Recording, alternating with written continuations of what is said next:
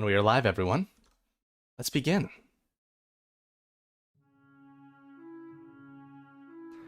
A verdant forest expands ahead of you, the path curving and winding out of sight. Veneros has departed with a simple nod. The Dreamgrove awaits.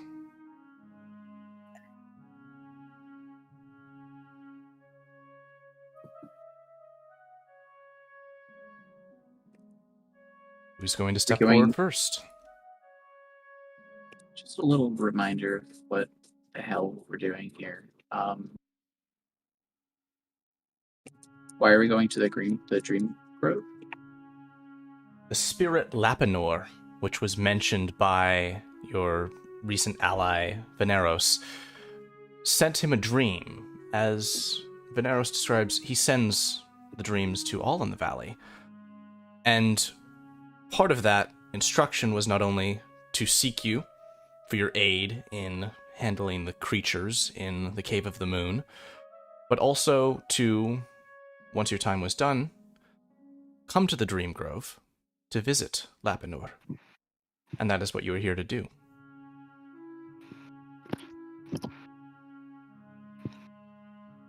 I'm just going. We're going.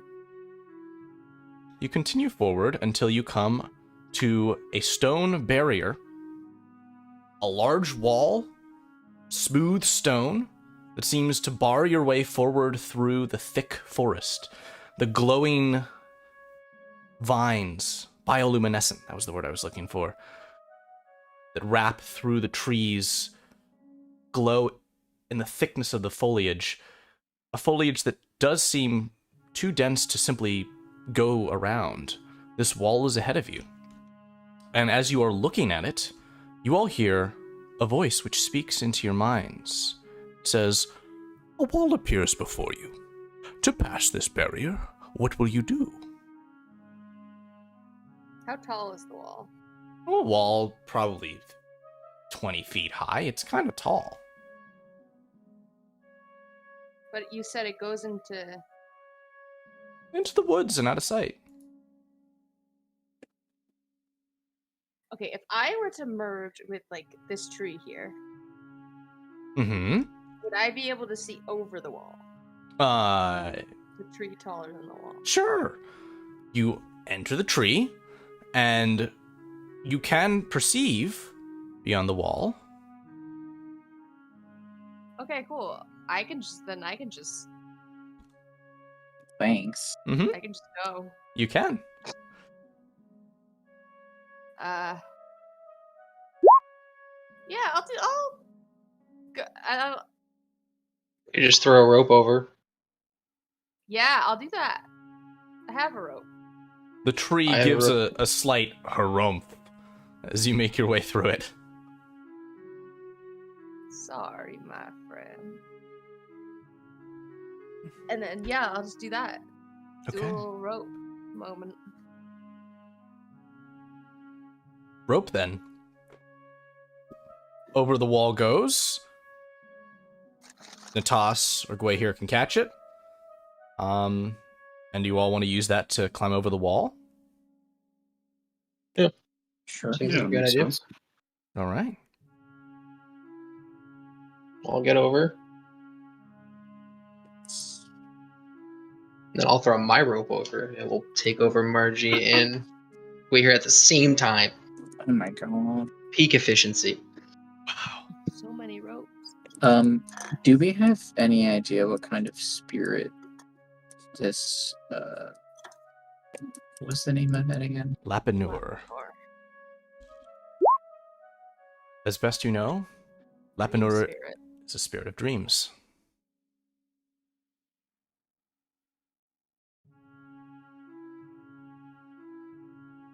The forest continues beyond this barrier.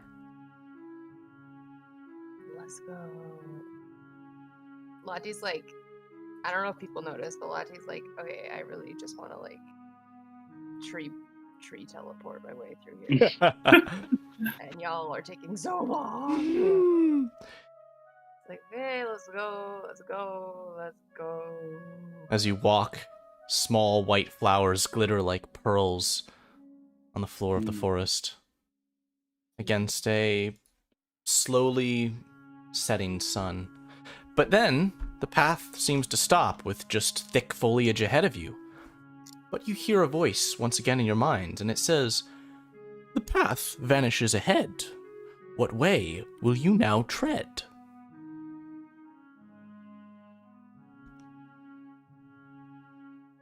Well, maybe down?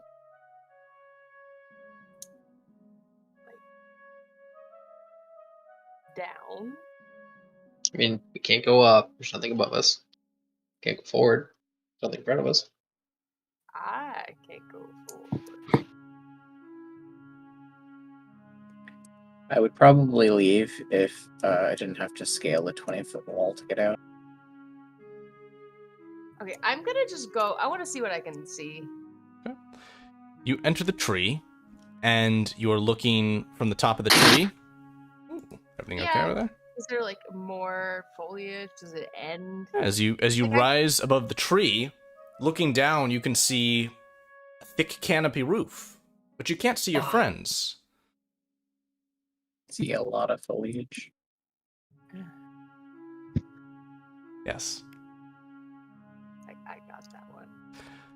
It's a very complex joke. Well, I don't know. There's not really anywhere to go. Is there like any clearing I can see, or like any path, or?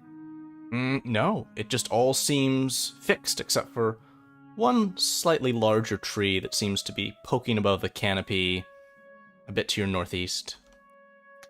As Gweyhir begins turning back and vanishes from sight, Gweyhir, your perspective is lost for a moment. It appears elsewhere.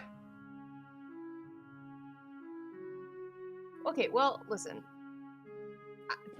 I'm just gonna pop my head out and be like, I want to go check out a point that may be difficult for you to get to. You find yourself, Lottie, looking at Gweyhir, but not Natas or Marjie.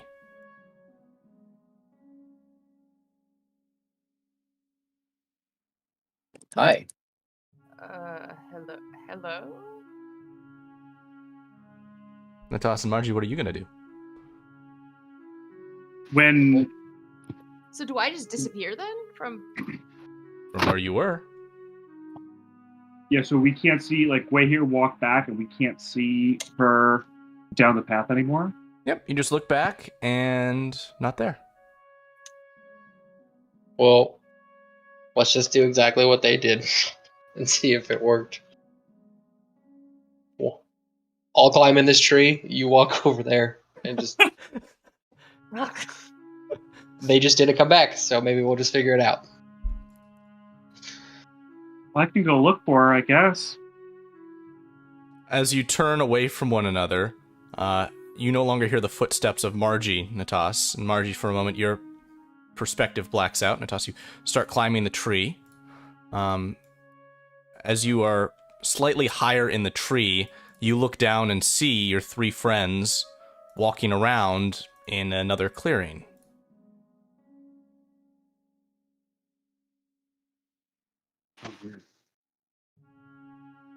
I feel like these paths might make us appear in other parts of the forest. I'm gonna walk over here. As you are in this center space, you hear the voice once again. It says, "Too many paths has your way led. How will you find the correct thread?"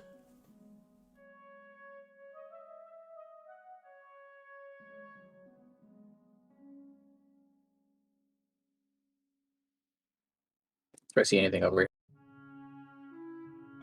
You see a path ahead of you.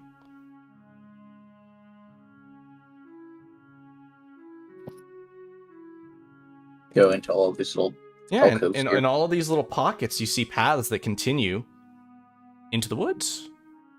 Okay.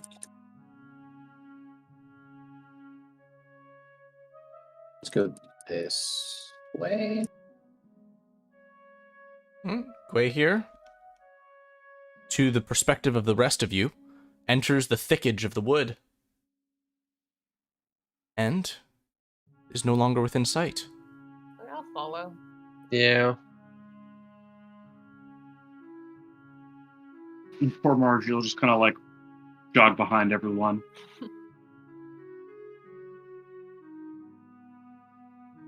As you all enter this way, you find yourselves emerging. Wonderful.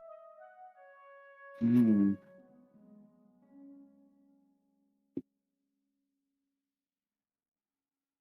Where did we just hear? This looks so familiar. I'm gonna go back the way we just came out. Okay. I'm gonna go this way. Latifolia vanishes from sight. Alright. This is a bad idea. Oh god. Let's split up, gang. Yeah. I just want to see Marjie, how I feel, what I think is true. do not do this crazy shit. Oh, look at that, Gweyhir. Going into the same You place. can see your friends. Together.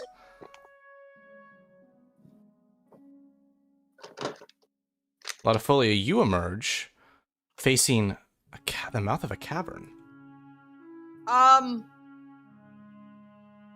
So if I go back to... Okay, what if I go back? You turn around and there's just not but closed woods ahead of you.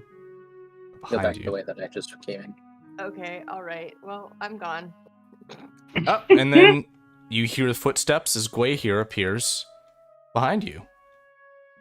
I was ready to, like... I Alright. just put out paper and a pen to, like, puzzle some shit out, and I'm like, oh, guess I'm going into a cave. We're following Gweyhir. Back the way that Gweyhir came. Are we rested, by the way? Yes. Margie's like right on Natas's heels. It's like I'm not getting Yeah. lost by myself in this woods. Margie tied her rope around Natas. Yeah, we're doing a buddy system. This is terrifying. Gotta keep Natas on a leash so he doesn't run away. Hey, Hello. I'm house trained, all right. What about water skin? Have we had a chance to replenish our water skins? Yes, there was a river that you crossed on your way here. Okie dokie, cavern time it is. Now, I as like you to go- as you face the mouth of this cave, the voice speaks again. It says, "Past the beast's den, at your goal you will arrive, but how will you survive?" Letty just goes, here we go again. And just goes in. He sees and he's like, oh, and there's two of them. Two large, pulsating forms, and a third around a corner that Marjie sees. They are giving off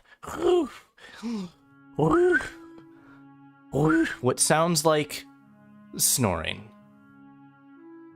Ooh, okay, oh, sneaky. We got be sneaky. I'm gonna whisper and say, let us not wake the beasts. Margie gives a nod, like a very serious nod to Lottie. Do we have the spell? What do you guys have?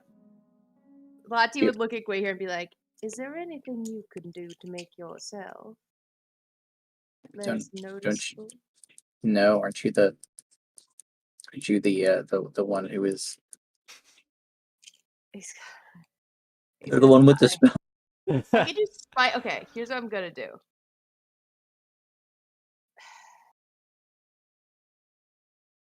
Okay, I can do a few things. So, I'm gonna.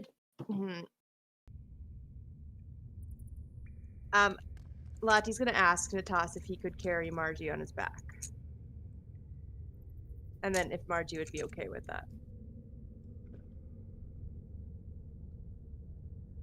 Wait, do you have Pass Without Trace? No, but I do have Spider Climb.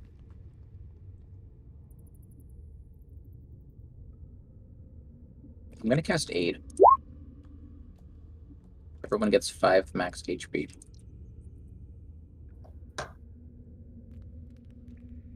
Okay. God damn, Natas, is that your accurate hit point total? Yes. My God. Hmm? Oh, because Well, you took actually, well, now it's this because of 8.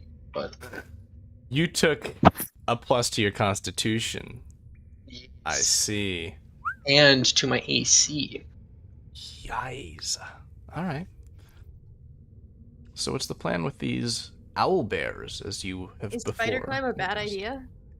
I don't know. Can we take like a couple minutes for you to memorize Pass Without Trace? True, I could do that. Well, I don't think I have that on my thing. I Can you can. add that? I will add it to your sheet so you have access to the spell whenever you want to prepare it. Yeah, because I can take a couple minutes and just take a new spell whenever. Nice. Druids do be like that. I'm gonna do that. So, I'll take away healing spirit. There you go. Hold on, I have. So y'all are gonna hang out for, good old half hour outside of the mouth of this cave, just allowing Lottie to prepare for this. I don't think it takes half an hour. Is it short rest? What is it?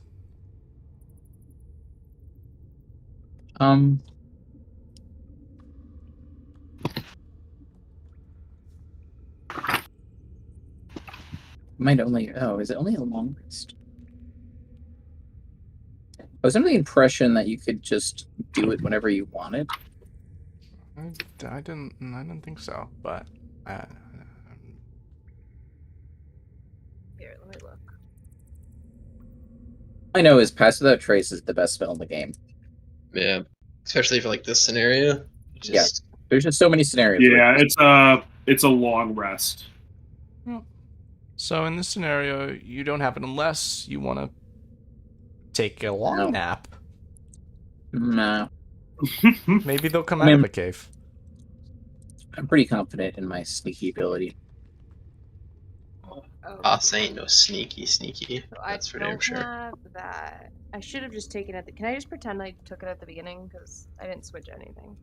We're gonna say no right now, Okay. but for next time.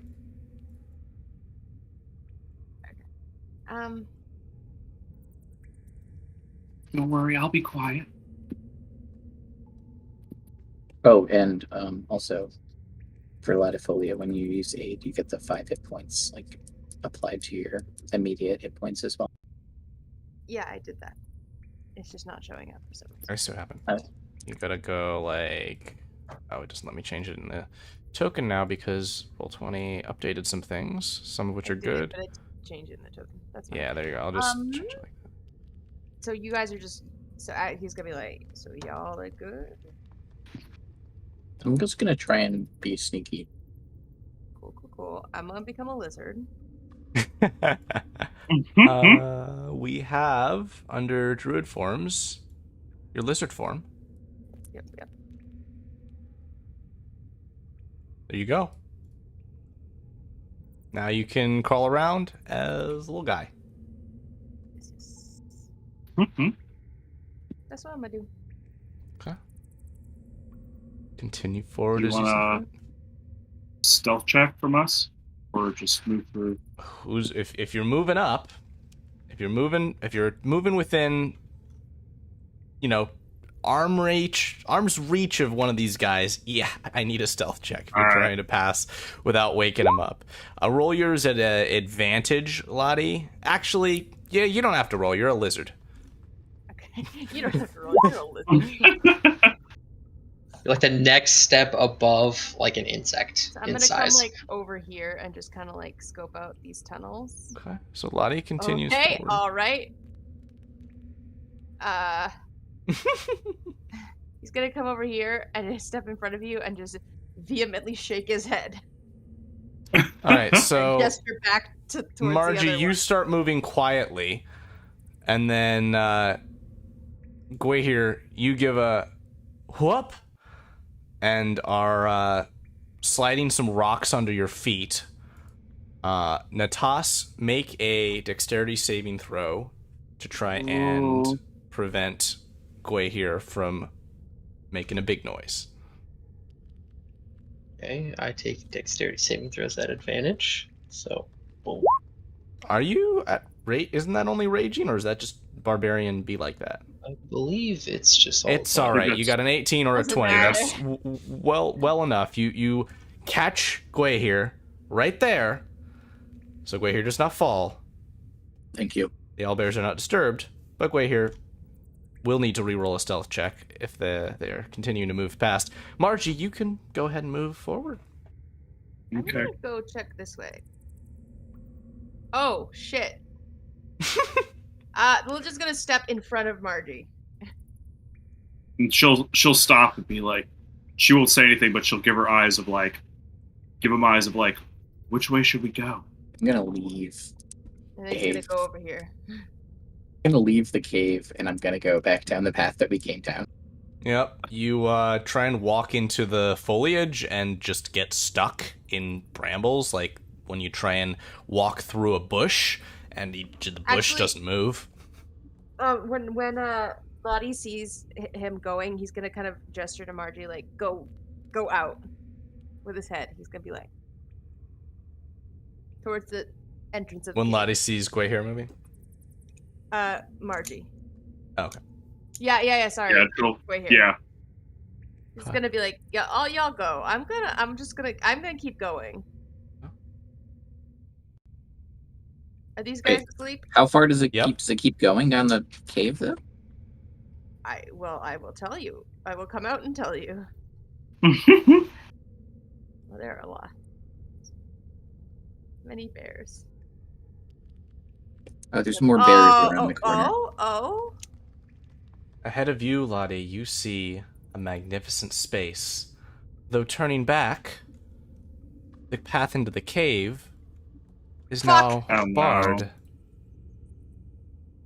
Even for a lizard? even for a lizard.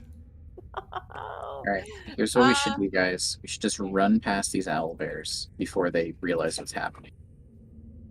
But you don't know what's past it. You just know, all you know is that I did not come out. Yeah, I know. Well, fuck. I say we attempt to sneak, and if someone fucks it up, we all just book it.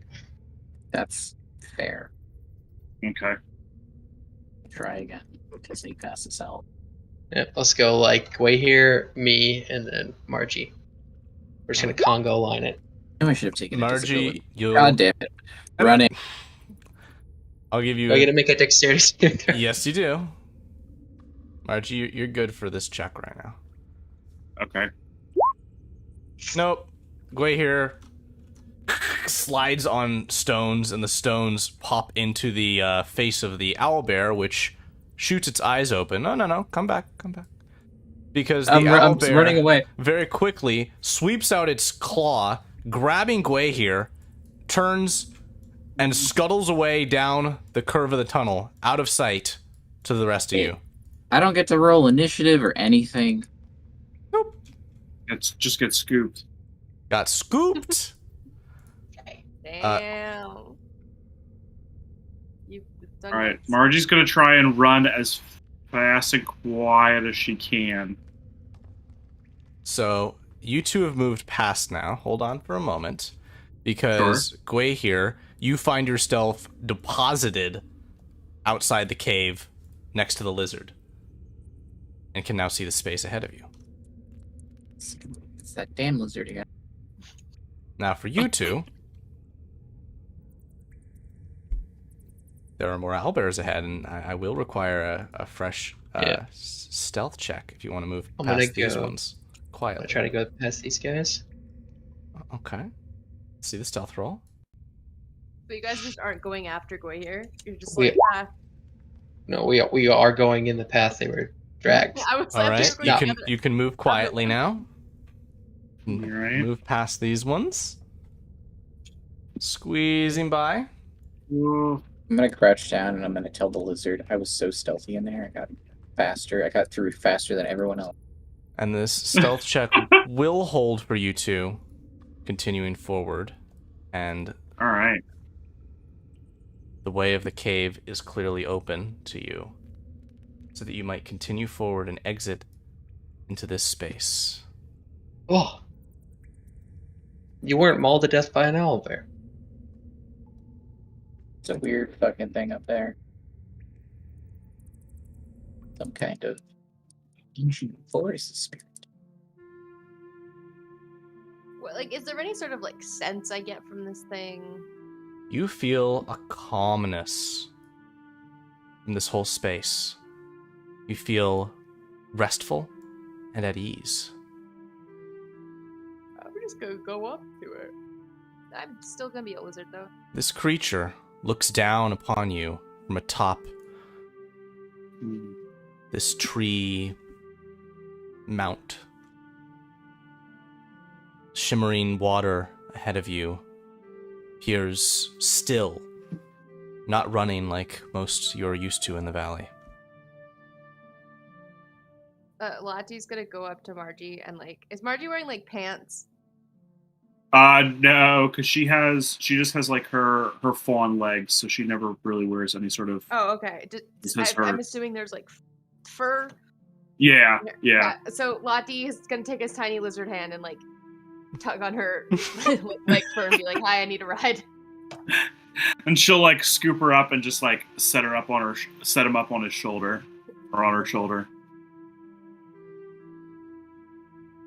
I don't know if I can. There we go.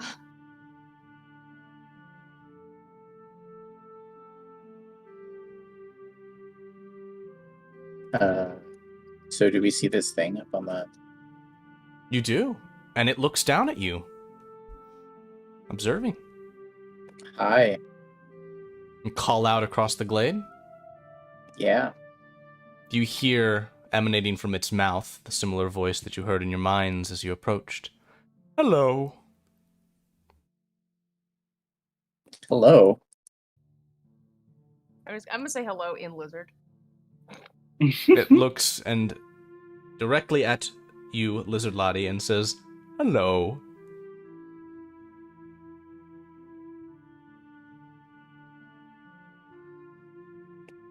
What are you? What are you? Who are you? Hi. I am Lapinoor, and this is It's my very- grove.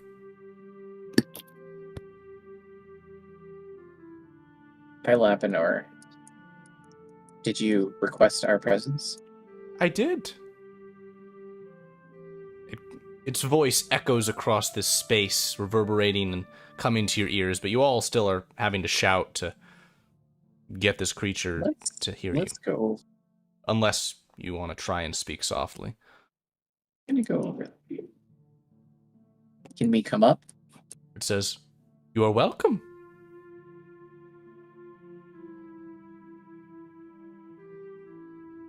My way up there. Marjie will move up with Lottie,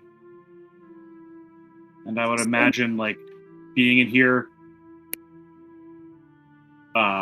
Rookie probably just like slides himself out of the backpack and just is like looking around and like looks very peaceful. Kind of just slowly falls behind everyone else. Mm-hmm.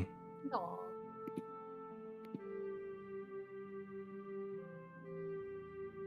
Rookie's like, I could stay here. We should stay here for a while. Mm-hmm. Yeah. He's like, I'm done with that adventuring crap. Next to you, Gweyhir, you see what is a small trunk out of this tree that is risen, and within it is a basin, a naturally formed one, filled with water that glows a soft blue light. The creature looks down towards all of you and says, welcome to the Dreamgrove. I am pleased that you have come here, and that you have found your way to the Valley of Rain as a whole. I'm just gonna come up on the wall and ask, in lizard, I guess, are you the reason? I don't know what a lizard voice. Are you the reason we've been having these dreams? I am the reason that you've all been dreaming. Yes, indeed.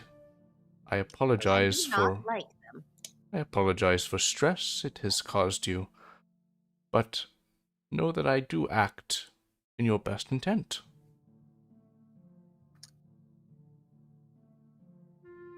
I have called you all here so that you might have an experience together in your dreams, so that you might come to revelations about yourselves and about one another.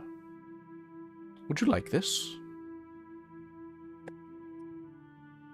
Not really, no. That is fine then. You Well- may choose not to partake. I don't want to miss out.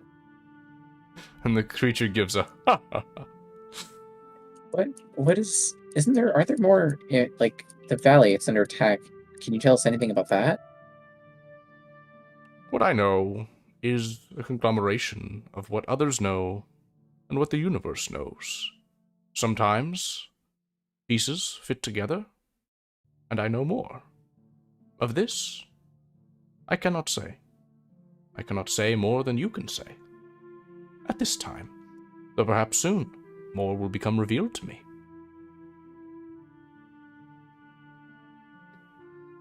I do know that there is one in the valley, a particularly insidious one, who has closed off his mind to my influence.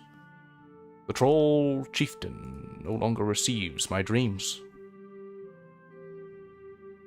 Is the troll chieftain responsible for all of this, or is he...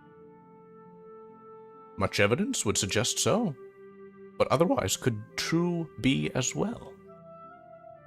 He has some kind of magical staff scepter. Indeed, this may be the cause of his ability to ward off my influence. Do you know where he could have gotten it from? No. Not from here, though. I certainly did not guide him to it.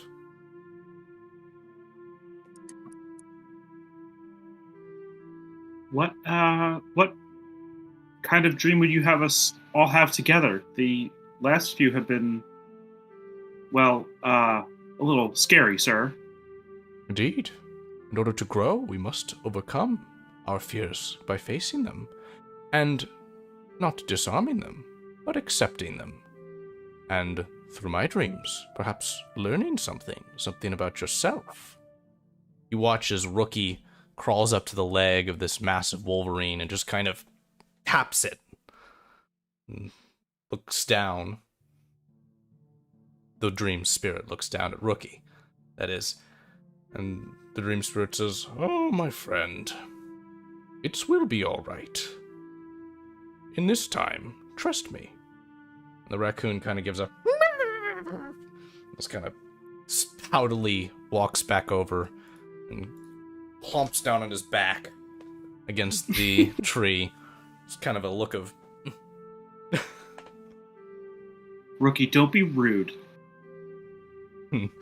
What did Rookie say? Can I still understand animal? I can understand everything I could before, so yeah. You normally can. This you could not. Ooh. Spooky.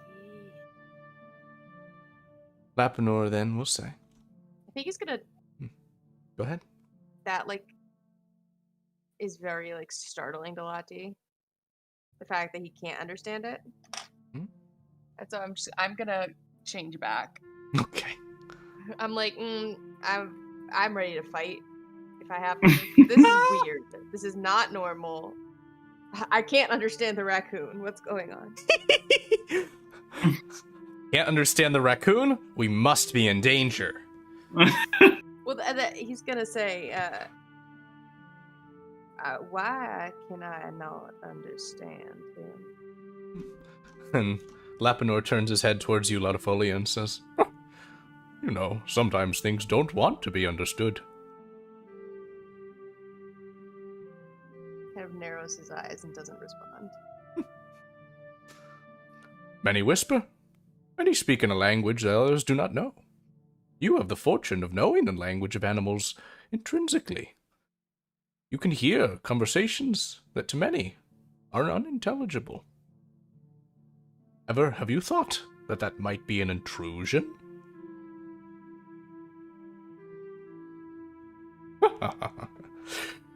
When you are all ready, gather yourselves around this water. He's still just like squinting at this guy, like, don't like you. Gather yourselves around the water, and whoever would like to begin, they place their hand within. Others will find themselves drawn to the same dream. Lati crosses his arms. Well, I'm ready when you guys are.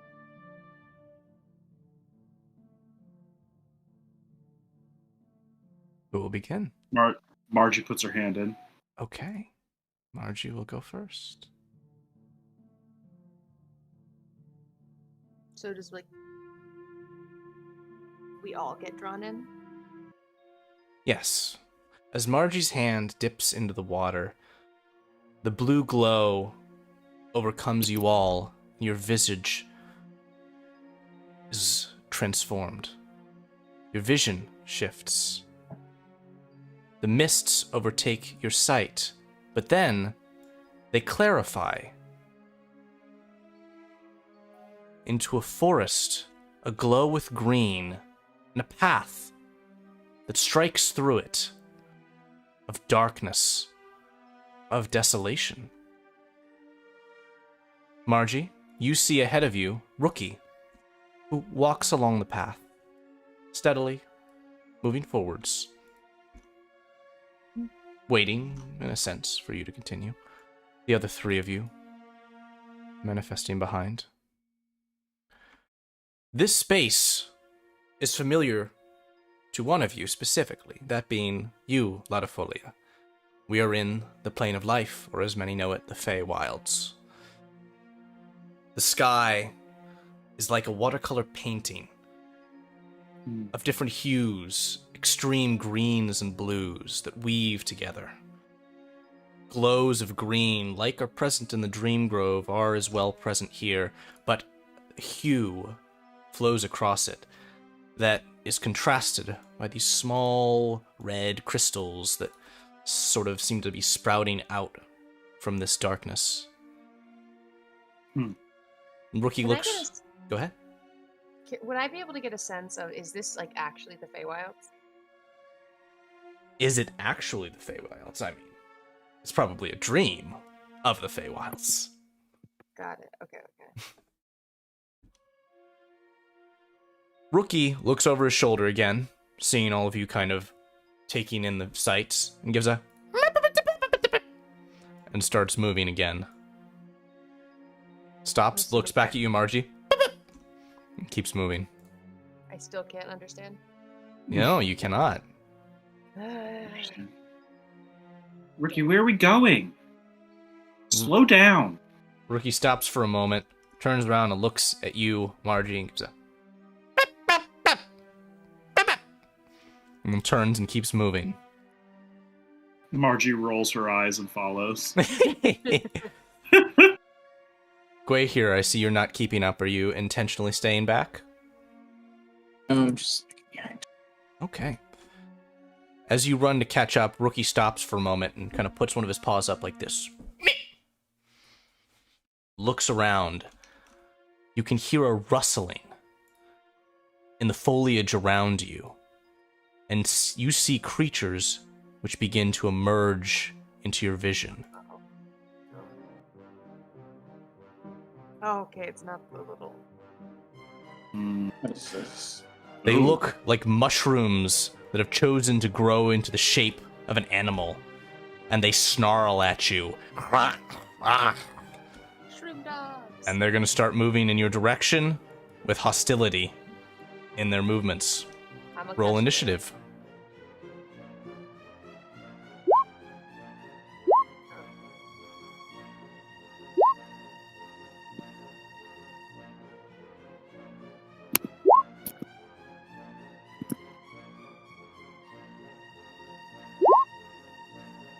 Oof. Oh. Oh. The Feyhounds will act first, rushing forwards towards the group. They're all going to make attacks against Marjie. Ooh, okay. Rude. All right. Absolutely not. That All is rolling really bad. 2 14s, both, I believe, hit. Yes. And so that's going to be So con saves, 2 of them. 2 con saves. All right. Okay, so success in the first one, and a failure on the second one. So, Marjie, you are poisoned. And so that is going to be disadvantage on your attack rolls, skill checks, I believe. And you're going to take the damage from those 2 that hit, which is 6 and 9, 15 points. All right. Oh! Ooh, Illegal! all Lottie, you are up. Okay, I'm gonna cast that on Marjie. Well, actually, what's your armor class? It is normally 12. Okay, yeah, I'm That'll casting be- Dark Skin. No. That's So a good you're call. now 16. Okay. And that's all I can do. Because I can't also attack, right? No, that is an action, so, yep. Yeah, that's what I thought. That's what I'm doing. I picture that spell like Lottie's magic kind of interacts with Marjie's, where it's kind of like it probably looks like a similar bark that Lottie has, but then there's like little bits of like purple flowers that kind of grow in the cracks of the bark, or like almost like a purple moss even. I love that because last time I cast it on Natas and it was like a bunch of lichen and Natas kept trying to like get it to brush off. So he's probably like, wait, how come you get cool flowers and shit? And all I Yeah. got was lichen. Yeah. I love The that. disrespect. I'm Perfect. going to step here. I think I'm going to take 1 opportunity attack if I do that. Okay. These guys have a 10-foot reach, which I doubt it. 1 attack, 7. Okay, go ahead. I'm going to cast Thunder Wave. Underwave. Alright. Bottom 3. That's going to get the bottom 3. Con saves from them. 2 successes. So, 5 points. 5 points. And 11 points. And push 10 feet away.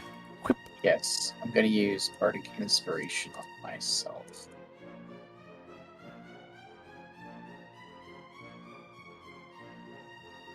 Okay. That's it. Marjie, you're up. All right. She's gonna cast Shillelagh into her walking stick, and then give a bop to the one that's just north of her Okay.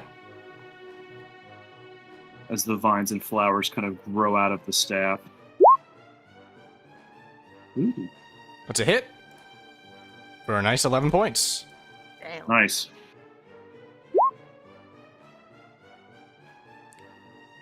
Rookie. Rookie is going to pull on, tug on the foot of this thing. Give a... And the thing gives a... And Rookie starts leading the thing away by the foot, and the thing reluctantly kind of follows along. Natasha, you're I up. have a perfect mental Oh. because my mom does that to my dog when he tries to get away during grooming. She just grabs his back leg. And I'm just gonna whack the guy to the south of me. Almost like a golf swing, Bam. but with a big axe. Hit. And I didn't. Well, accidentally, but it happened. No radiant damage. I'm not raging. So, 7 slashing. Okay. The Feyhounds are up. This one is gonna make a check. And stay there. And this one's gonna come back in, and it's gonna be 3 bite attacks against Marjie. All right.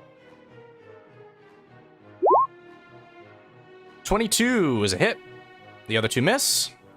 I'm gonna need another con save. No, actually, I don't. You're already poisoned. So Already poisoned. Just- That reminds me. Okay, good. The hit's still. Okay. I forgot that I had disadvantage on my attack. cool.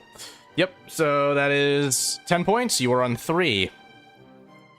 And Rookie is going to continue to lead this one away. And you watch as the Feyhound just kind of moves into the tree line and disappears from sight. Lottie, you're up. I'm gonna just, can I like try to grab one? And is that like an animal handling? In what way are you gonna try and do that? Maybe like by this, does it have this like a scruff? Yeah. Yeah, by that. Okay. Try to do the same thing. Yeah, go for it.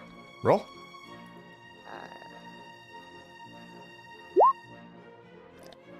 You grab it and the thing kind of looks up at you with a...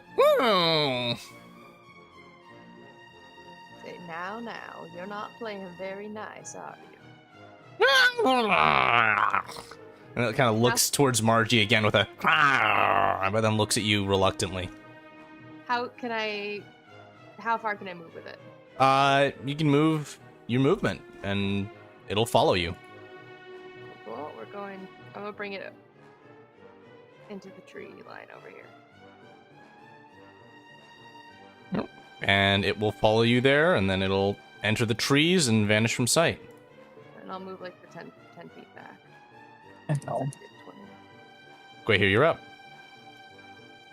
Oh shit, I should have killed Marjie. Can I cast suggestion on one of these? Okay, what are you going to suggest? Can you do me a favor and you and your friend, convince your friends. Actually, screw it. Just get the hell out of here. That's very clear. And this is a wisdom saving throw. It's save. Okay. And this one is going to give a... And then just begin to sprint away and into the tree. You watch as it just kind of dives into the bark of the tree. There's just one left.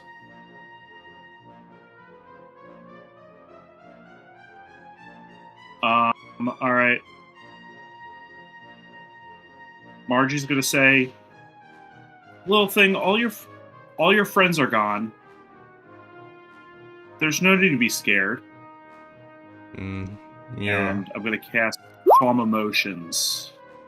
Okay. And I want to use the second ability. It's a charisma saving throw. Okay. And I'm trying to make it indifferent about creatures that it is hostile towards. Okay. You watch as the creature gives a...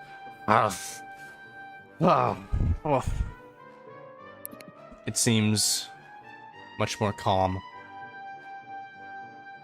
She gives it a little scratch behind its fungal ear. As you do, it gives a...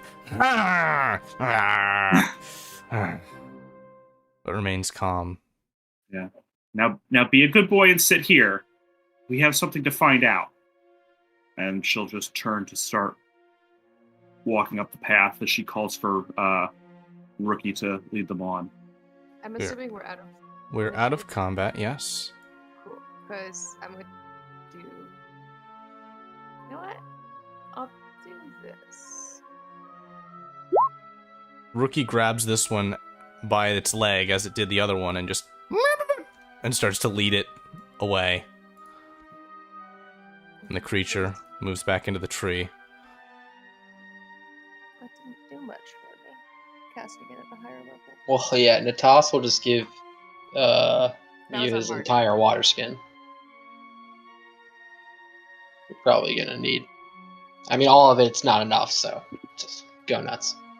All right, so I get 6 from Lottie, and then I'll drink 4. 44 plus 4. Rookie now walks back up onto the path and sits on his back legs and looks towards all you and gives a... and then turns to begin moving down the path again, stopping only to look over his shoulder towards you, Marjie, with a... I'm coming, Rookie. I'm coming. Let me finish my drink. I really wish I had 2 monitors so I could see these things. She hands Natas back the water skin and gives him a little nod of thanks, and then starts jogging off towards Rookie. And as you continue following Rookie down the path, your comprehension of the situation almost shifts into sort of an understanding of, and then they continued down the road. And that's where the dream will end. That was the whole dream. Indeed. What was the significance of that? Do you ask that aloud? I think we just go back in, right? Are we all taking will, turns? Lapinoor will say, "Your dream, for now, is concluded, Marjoram." And Rookie gives another...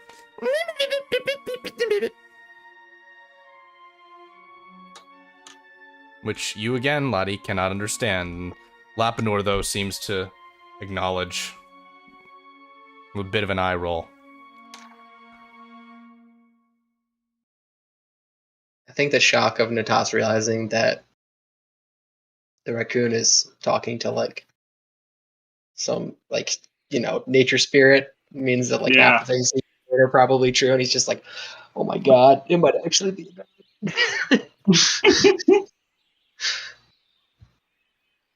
I think he's slightly beginning to freak out now. Your water skin, Natas, is full. And Marjie, you are unharmed. And and the spells which you expended in the dreams seem full. Ooh. I had a feeling that might happen, so I got bold.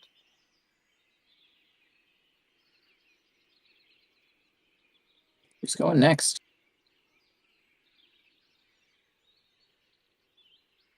Let's get this over with, I suppose. A flock of traveling birds seems to have stopped by this glade as you're all deciding which of you will be next.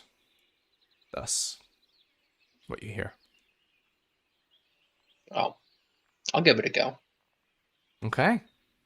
Natas, you reach your hand into the water, and once again, you all feel your perspectives encompassed by this light blue, and then you once again are witness to the mists before you, before your vision turns to an orangish red.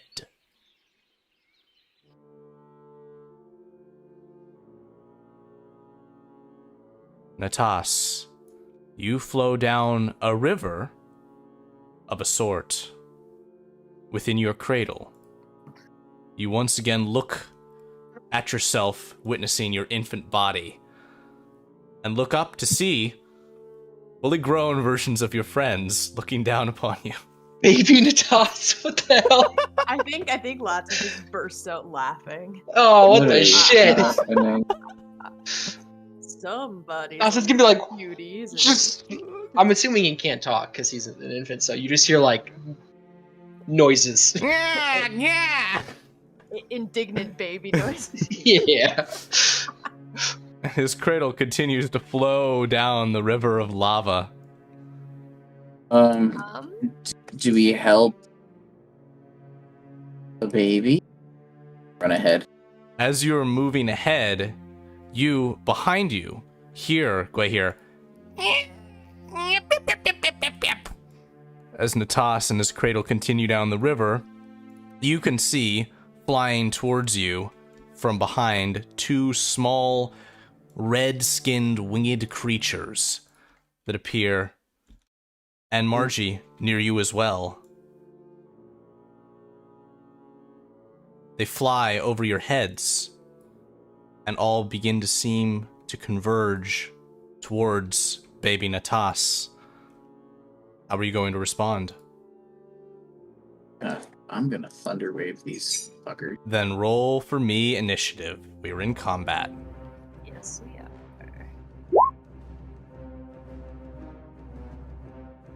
11, That's 21.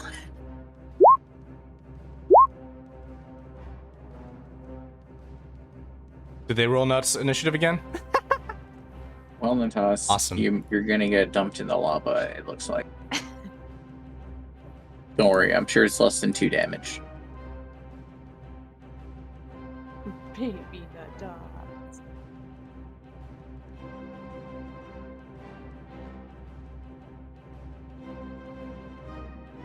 Okay, so the imps fly towards Natas. And these 2 imps are going to try and pick up baby Natas. Baby Natas, roll... Sorry. What was that?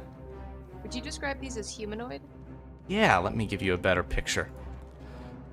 These are small humanoid creatures with wings upon their back and a stinger-like scorpionish tail that, as they fly, give off soft cackles of...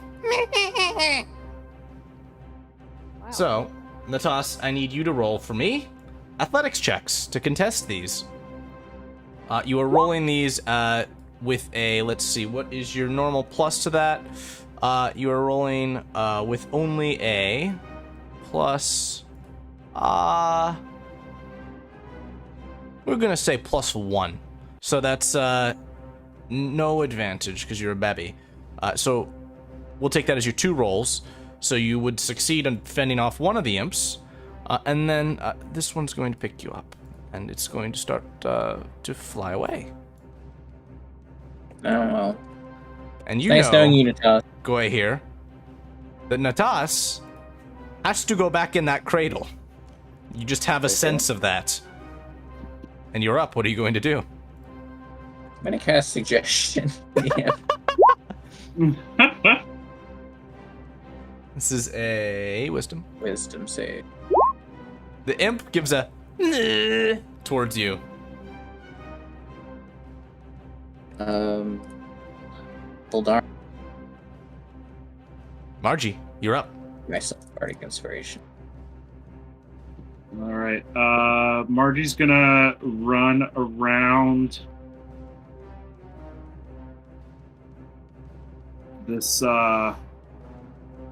outcropping. And as she does, she's gonna scoop up some rocks off the ground. And say, "Hey, leave that baby alone." She's gonna fling a magic stone at the one carrying Natas. That's a hit for 8 points of damage. It is very much bloodied. All right. Natas, you are up. What am I gonna do, Jake Henry? You can make an unarmed strike, and you can add nothing. Add 1 to the damage, so 1 + 1.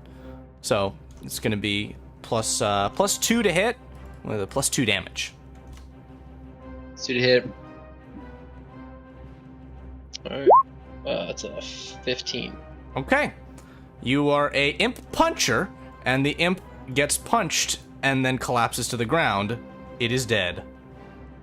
You are no longer in his grip, and you are now on the ground, splayed out on the rocks. And you watch as your cradle whoop, continues to go down the river. Can I try to waddle? Yes. You Like can you're like move a little- you can move 10 feet. Oh, okay. Move right up to Gweyhir. Yeah.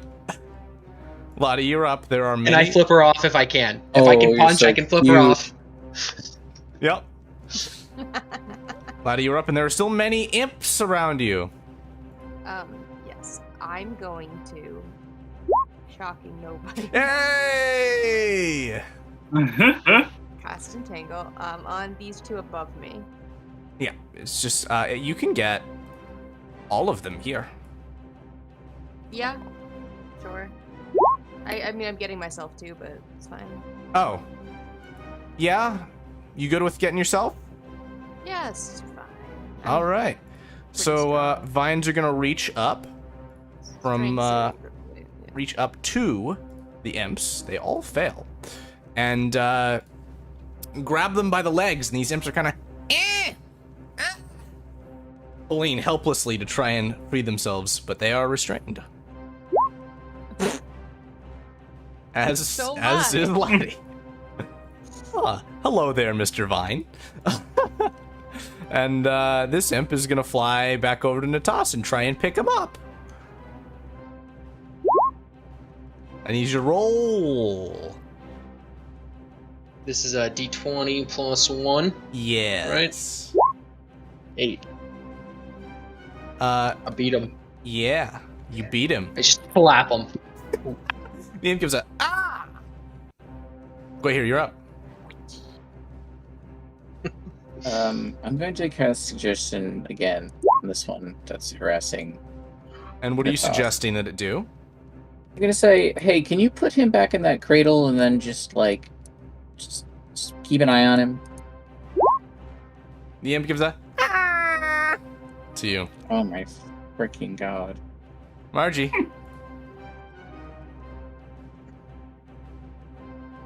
All right. Marjie says, "I said let him be." She points out at that one near him, and a force of energy shoots out from her fingers Nope. and does not do anything. Natas.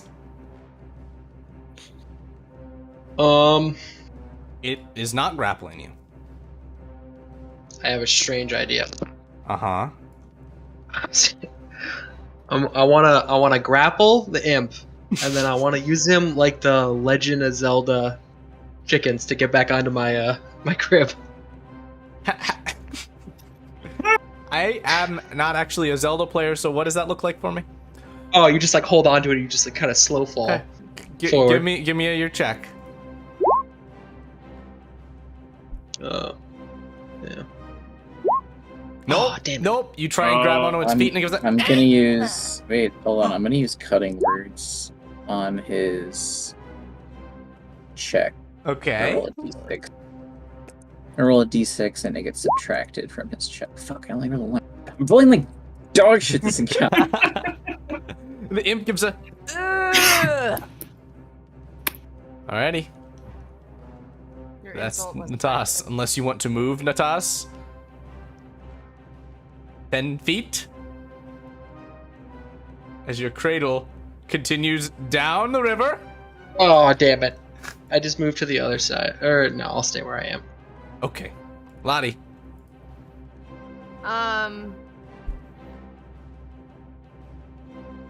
Now, this probably wouldn't work. However, could I cast Entangle on the thing? If you cast Entangle again, you're going to lose your concentration on Entangle. But did you want to try and entangle... Oh, you were hoping the first time to get it, maybe? No, because I didn't think of that earlier. I honestly just thought Yeah. of it. So yeah, drop concentration on this Entangle. Just so you know, that will free all 4 imps from the Entangle.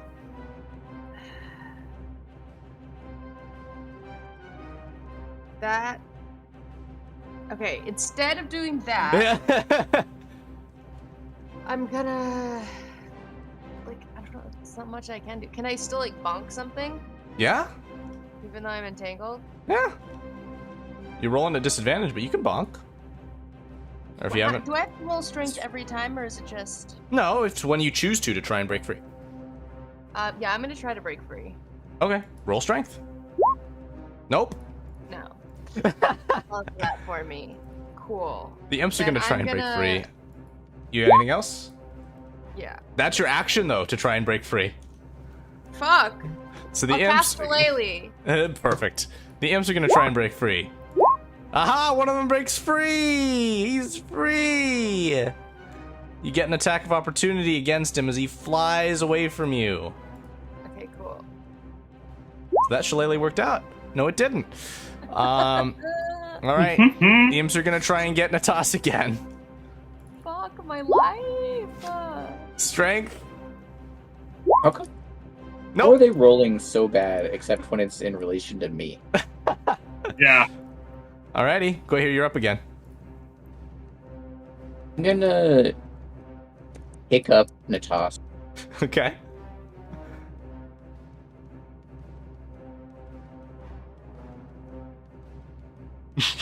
You pick him up. 60 feet in this direction.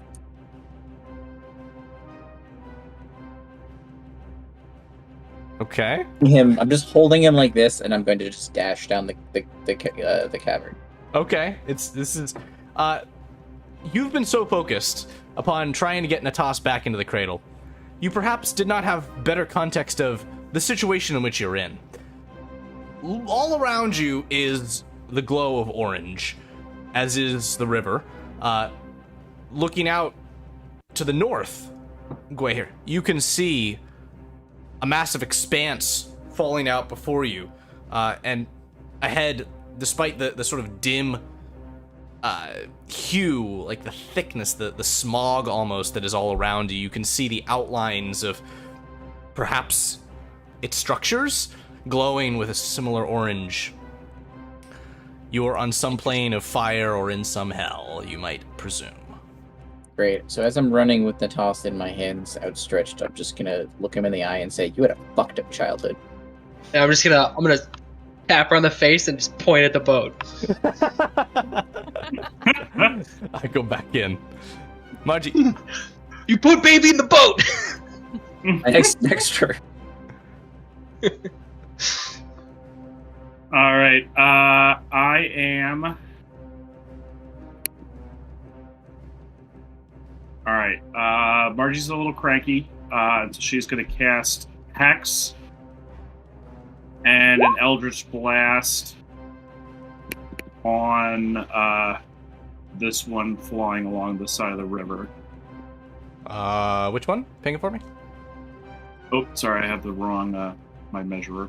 That one right there. Okay, you have advantage on the attack roll. Go ahead and crit fish. Otherwise, you're doing 6 damage. Bloody it. No. Okay. Okay. Creature is bloodied. It gives that as it's hit. Okay. Cool. You moving? Yeah, she'll just move 30 feet down the river to kind of just keep an eye on the boat. The boat continues down, making the turn with the flow of the river, and continues forward a bit. Natas, you're up. I guess I just ready in action to punch any of the imps if they get closer. Okay. Lottie? I don't think I can jump in. I can only move 10 feet. So Right. I don't get much of. I'm not very good at running. I was born like a week ago. I think that's good. Yep. Enough, right? Go away, Vine. Amazing. How far away can I go from this before it breaks? I don't think there's a limit. Cool. I'm gonna. Where am I? Let me get my handy ruler. Can I just dash? Your action was to free yourself, so you can go at the most 30. So you can go to here. Well, if you go like this, technically, you wouldn't get an Appa. Oh wait, no, you're getting an Appa no matter what. Never mind. Yeah, I'm gonna do Wappa. that and take Okay. the attack. All right. It rolls a disadvantage. So It it's like over. tries to sting you with its tail. Oh, and it does. Ooh, and it's bad. Great. That's Imps. so 9. Yep. Oh no, 14. 19 is the hit. There's a con save Right, there, but though. the damage is 14. Yes. There's a Well, I have to make a con save. Yeah. con save will reduce the damage. Constitution. All right, let's see how these I'm guys do. not going to do it. One imp is free. This is going to I be do take fine. 14 damage. These imps are flying up again once more towards, but you would also note the arrival of more imps flying onto the scene with their eyes upon the baby. I'm gonna look Natas and say, "You had a really fucked up childhood." Alrighty. Natas gonna say in baby, which is just got always like, trust me, it was way worse in real life. I'm gonna use Bardic Inspiration on myself. Then I'm going to toss the baby. Oh boy. I want Natas to get like thrown like a football into I'm Yeah. gonna yeet the baby. Alrighty, roll it. What am I rolling? Athletics or acrobatics? Acrobatics check to throw a baby. Yeah. Let's go. Give her one of those like sort of fancy jump pitches. Woo! Nice. And I threw it like a softball. perfectly thrown, Natas flies directly into his cradle. The baby Last thing has you all been- see of baby Natas is his naked little baby body flying through the air like a football into a bed on a river of lava. Yeah. And you What a watch now spiral. as the cradle of Natas moves quickly towards its destination, which you can well see now to be a lava waterfall, Oh, which dips off into a massive drop. Well, I'm glad he's in the boat now. As he continues What he forwards, would have wanted. you all hear a roar that echoes across this space. Horrible, ear-piercing, like 3 screams, all of different tones mixed into one. The imps turn to flee, terror in their eyes at this sound, as Natas moves faster and faster within his cradle towards the edge and towards a massive creature that reaches an arm out towards him. And as it is about to grip the baby Natas, your vision is splashed with the color white. And you wake up in your bed.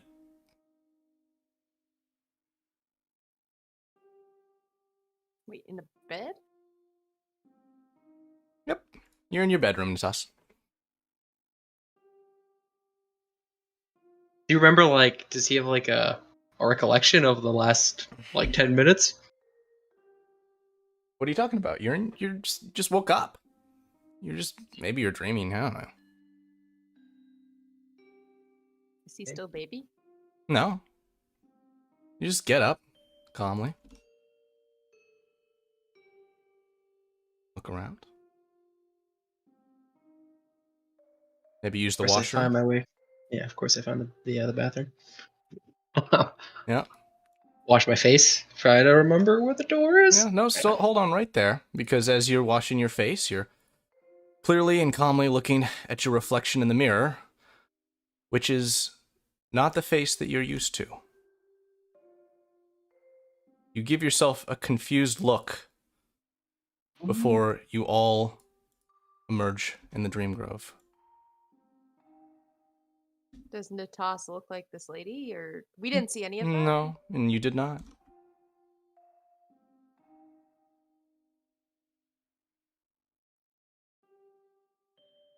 Lati kind of looks around because there's a freaking awkward silence because he's like, I don't know if we want to talk about baby Natas. And he just like plunges his hand into the thing. So who's I want next? to talk about baby Natas. We talk later. Wait, so is Latifolia's hand in the thing already? I don't know if you interrupted then. No.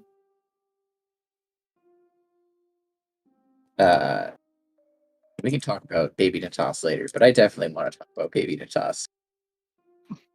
Alrighty. Lottie, you're going next? Yeah. Okay.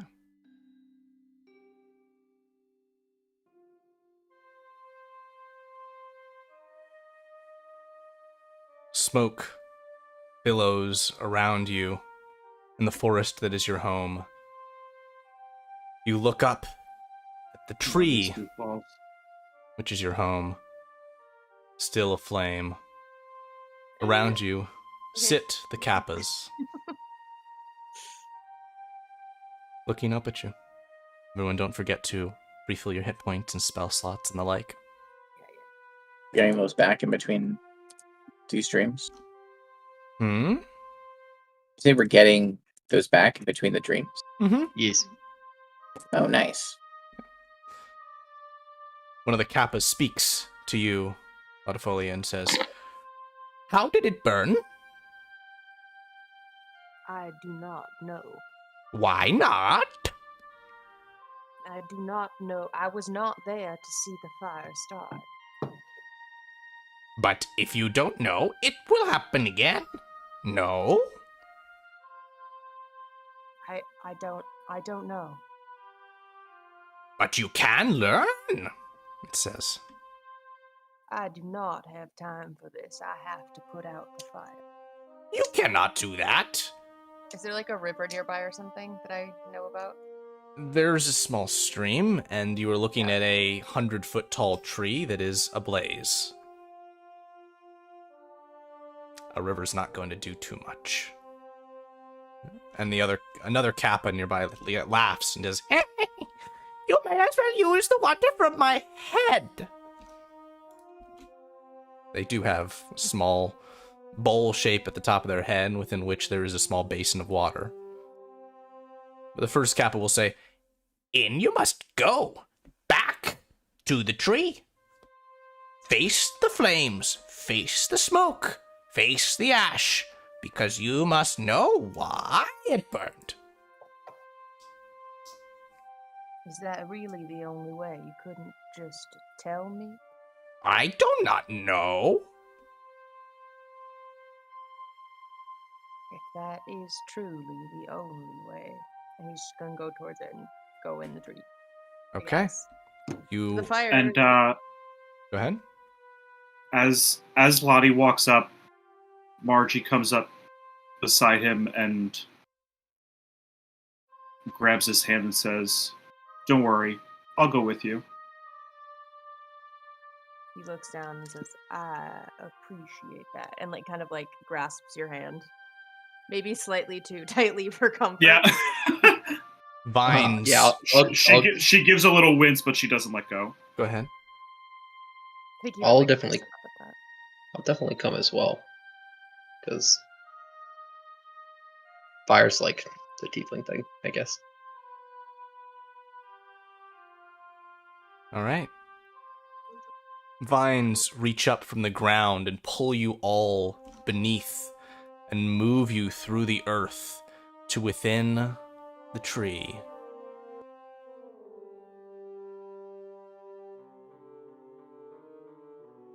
Several Kappas are within, attempting desperately to fan the flames, these smoking brambles that are part of the interior here.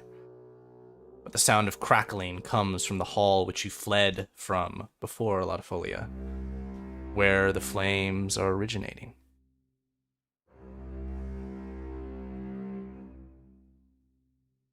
I think he let go of Marjie's hand and just. The whole point here is to. Wait, when you said fanning the flames, do you mean like trying to put them out or like trying to make them bigger? Oh, they're just, apologies. They're trying to put them out. Okay. Okay, Yeah, all right. Yeah. No, I chose my words poorly in that case. No, it's good. He's gonna go into the fire. Like he knows it's a dream. Well, the fire's not here, but you'll find it soon. This is where you said it started. It's coming. It is down this way, yes. Yeah, that's where we're going. And you can That's- feel the heat as the exterior of the tree burns around you. The leaves caught first. Where are we?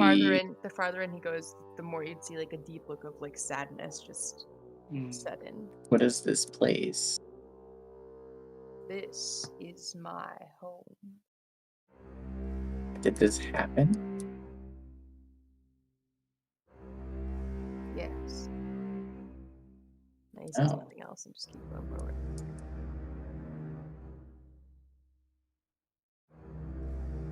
Fires you can see here now are burning within this interior. Looking all around you, you almost feel as though you are within a hollowed out tree trunk. You can see the flowing lines of the age of this tree that is all around you.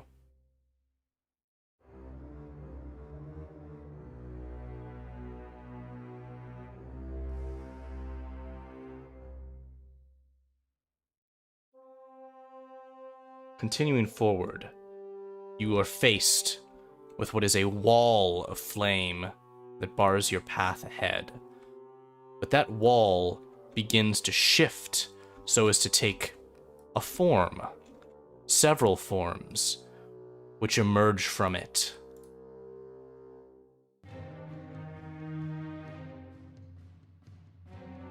Roll initiative, please. I think as soon as they came out, Lati would be like, "Who are you?"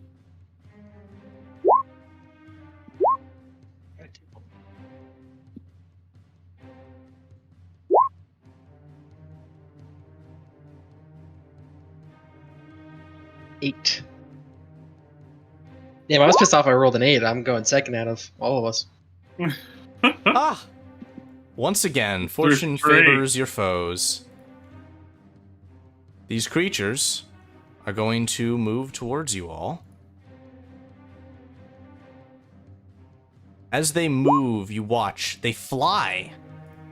For they, though made of flames, do upon their backs have wings of fire that propel them forwards.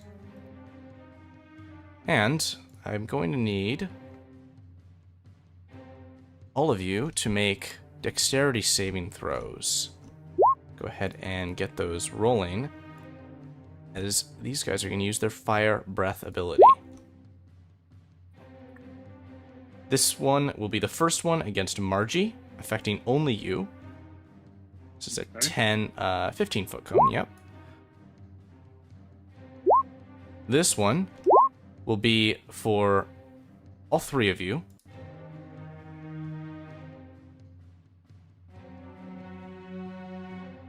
Did I not roll?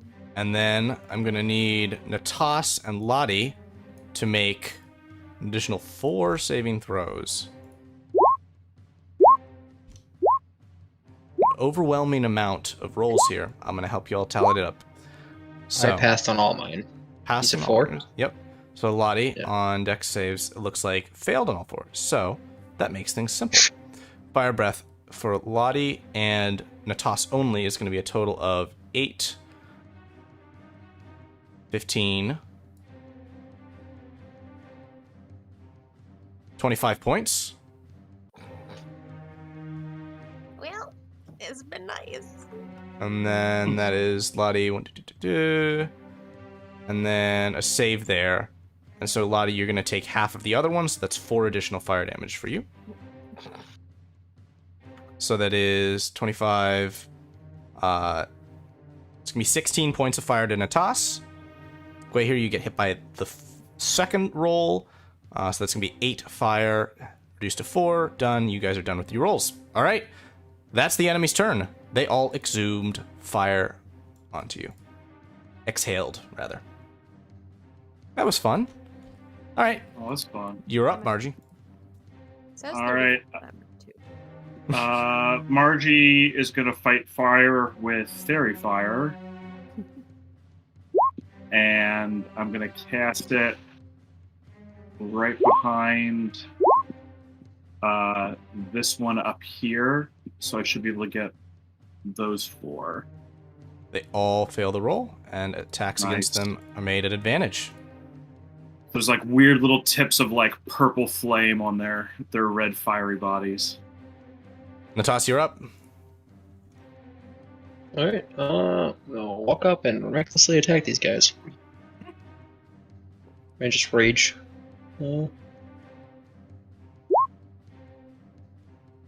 Okay, so you are doing the radiant in that swing then? Yes. Okay. You strike through this creature, and you do find a semblance of form to strike, and down you strike this creature. Alright, and then I'm gonna move right here. Okay. Don't move there. I want to thunder. Wait. Just do it. Ah! Lottie, you're up. I think he would ask why. Why did you do this? One of the creatures looks towards you and says, I destroy. Oh, great, they speak. I'm doing it. All right, that's a save for Natas as well then, or just 2 of them. Yeah, I'm save- down. I have advantage on the save, and I have a really high mod, so unless I roll save- really save- badly. Yeah, it's gonna include Natas. Lati is not like Wow. spelling his spell work right now. Get God damn it. All part of my plan. Well done. All right, restrained conditions on 3 people. You are up, Gweyhir. Well, I'm gonna run over here. I don't know if that thing gets an opportunity attack on me. It was within 5 feet, so yeah, it's gonna swing out its claws. Nope. Cool, it misses. I'm gonna Thunder Wave these 3 and Natas. Roll 2. Sounds good. And those are con saves. So 1, 2, 3. They rolled horribly, and they're gonna take 9 points of damage. It's just a 12. You rolled horribly. Yeah.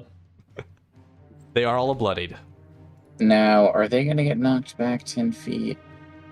Yes. No, Ah, because they're one of them is. The one that is not entangled. Got it. Good catch. I'm gonna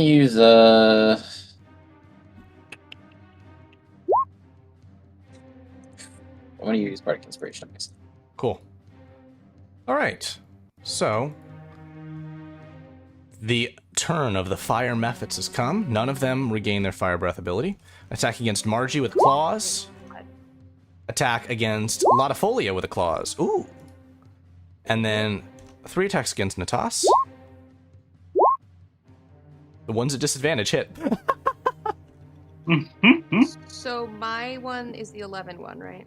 Yes, which is a miss. Cool. Yeah, which ones are mine? 3, 4, and 5. So you got hit twice for a total of 8 slashing and 4 fire. That's the turn. Marjie, you're up. All right, I'm gonna cast Golele and strike out this one that's on me. Bonk. That's a strike. Is the hex? Oh, and that just the the hex is not on there. Okay, Just it the 8. is bloodied. Natas, you're up. Alright, I'm gonna... Actually, they're fairy fired. Yeah, I'm just gonna swing straight. No reckless attack, because I don't need to, because they're Don't fairy need to, fired, so yep. I'm gonna do a straight roll. Mhm. If I stay restrained, which is 17. I'm gonna knock out this guy on the left who is not restrained, probably. Yeah, Shunk. yeah. Down he goes. Good hit. And I end my turn. Lottie. The one in between Natas and Gweyhir. Okay, that is a ranged attack roll. You have to make that at disadvantage because you've got somebody in melee range with you. They are disrupting your ability to correctly do a long range attack. Oh, okay. If you want to bonk him in that case, I'm fine with that. Actually, Now you have advantage on the attack roll because I rolled exactly the same. because of 2 things, so it actually canceled us it out. So it's a 13 that hits, which hits and does 2 damage. Apologies. You're all set. That's a hit. Gweyhir. Well, I'm gonna stab this one with my rapier. Rapier. Should have advantage as well. Let's see if I can critical hit. Look at that! And I did less damage on the critical hit. Down it goes. And then I'm gonna use Healing Word on Latifolia, and I'm gonna cast it at level 2, and I'm also gonna use my Bardic Inspiration. It's not a D6, not D8 rather. D6. So To that's use my... how many points back to Lottie then? 15? Yes. Lovely. Thank All right. you. 3 mephits are still up. One of them gets their fire breath back. Woo, that's fun. No! It's gonna fly over to here. And it's gonna use it like this. That's nice. So here's the roll. I'm gonna need dex save through you 3.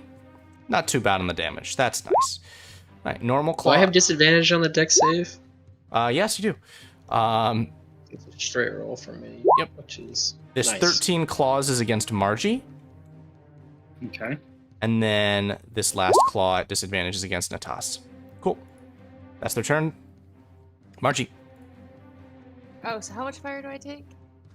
You failed on the save. You take 5 points. All right, another whack against this one by me. That will Nice. take it out. Bonk. And then she is gonna move up next to Lottie. Fabulous. Natas? Yeah, I'm just gonna try to do another spirit roll. You have advantage because of the entangle on the fire method. Yeah, but I'm also entangled. Lottie? So Can I release the entangle? it's a trust me. Yeah, I you know. I'm gonna. That counts as an action, right? No, you can do that at any time. I'm You gonna release the entangle? it. And do you want to make a reckless attack, Chris? Otherwise, it's still a 9. No, I. Oh, it's fairy only fired. roll- Very fired. Roll advantage. Fairy fired, but I had a. Let's pretend I. Lottie's letting the entangle go. Oh. So go for it. Okay. All right. Wow. Yeah. Ooh. 9. Lottie, you're up. Okay. I'm going to cast Shillelagh and. Well, which is not gonna do shit. Wow, this is incredible. Ooh. Go here. Cool. I'm gonna do. I'm gonna come over here. And actually, what am I gonna do? I'm gonna cast Tasha City's Laugh on that left one. Fail. Is laughing. Ha ha, it says. And then I'm going to cast another healing word at level 1 on Marjorie. Nice. Okay, so For this 6. one is laughing hysterically until the end of the turn. And then the other one is going to try and claw Natas. And it's Marjie again. All right. She is going to hex this one next to Lottie. And I can't cast healing word. That's 2 leveled spells in 1 turn. So you don't get 6 hit points back, unfortunately. That's all right. 13 hits exactly. All right, and then 4 points. Okay, this 4 necrotic. points is good. Yeah. It's not bloodied. Alrighty, Natas. Let's clean Lottie's house. Yep. I think. Yeah, I'm just gonna hit the one in front of me. Don't need to do it recklessly because he's fairy fired. That's Nice. Wow. Done. Lottie. Holy shit. I know it's so much 36 damage. So I lied. It wasn't an exact hit at 13. That will hit if you can roll equal or higher on a disadvantage because it is still in melee range with you. Roll again. Oh, okay. You got it. Oh, disadvantage? Because he's in melee range with you. Yep. Oh, can I just bonk him instead? Go for it. Bonk. That's exactly the amount of damage you needed. As you smash Oh, nice. this creature in its fiery form, that form evaporates, and you are out of combat, but you are still within this dream. I'm gonna keep going. But before we keep going, as you face the flames, we are going to take our intermission for the night. Oh, And so all we will be right. back, everyone, in 10 minutes. I will see you all then. Thank you.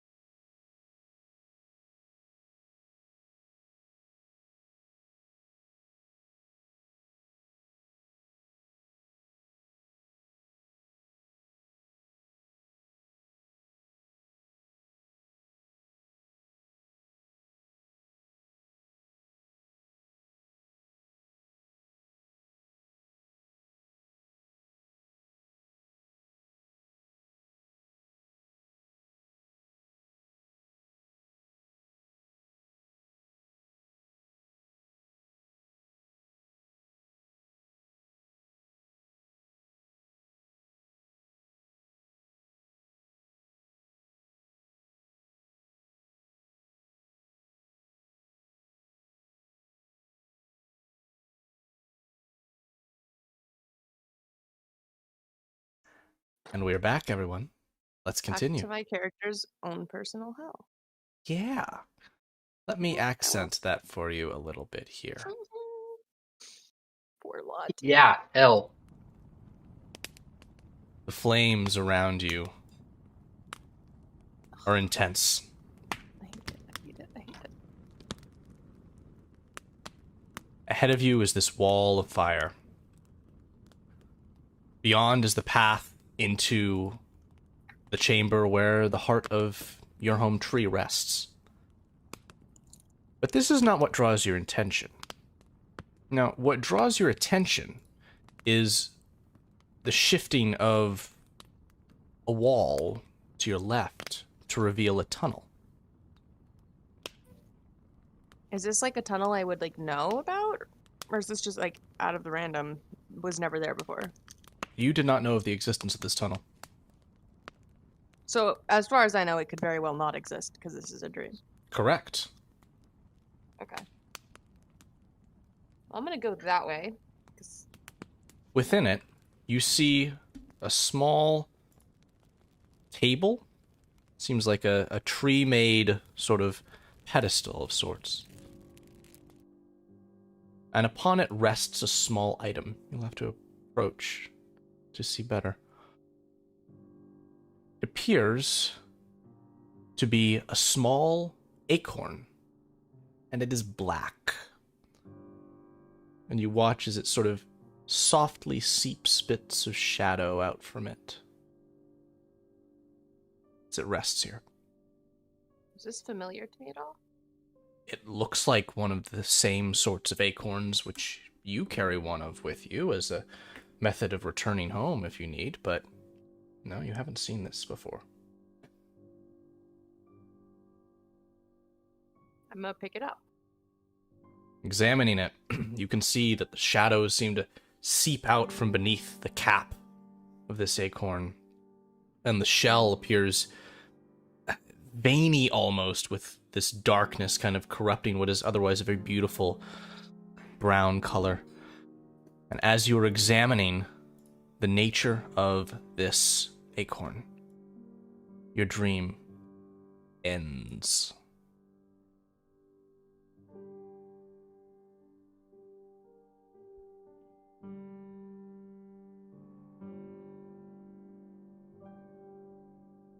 I think he would have like had it cupped in his hands, and so like when they come back, he's still just staring at his hands, but like doesn't look away, just like keeps staring.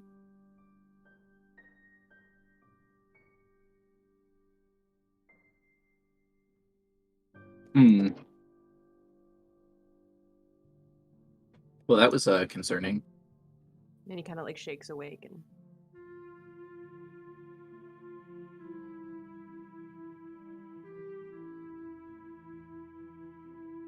So, Three of the four of you have had visions. Gweyhir, are you going to complete the set? I guess so. I'm not really super keen on this idea, but since we're all just experiencing trauma, apparently. Are you going to place your hand in to the pool? I guess. You don't have to. I don't know. Yeah, I will. Okay. The blue glow encapsulates you all once again. The mists, and then comes darkness. Everyone, make sure you restore your things. excuse me. Your hit points, your spells, and all the like. God, that was at the excuse me was at the new person. Oh, hi.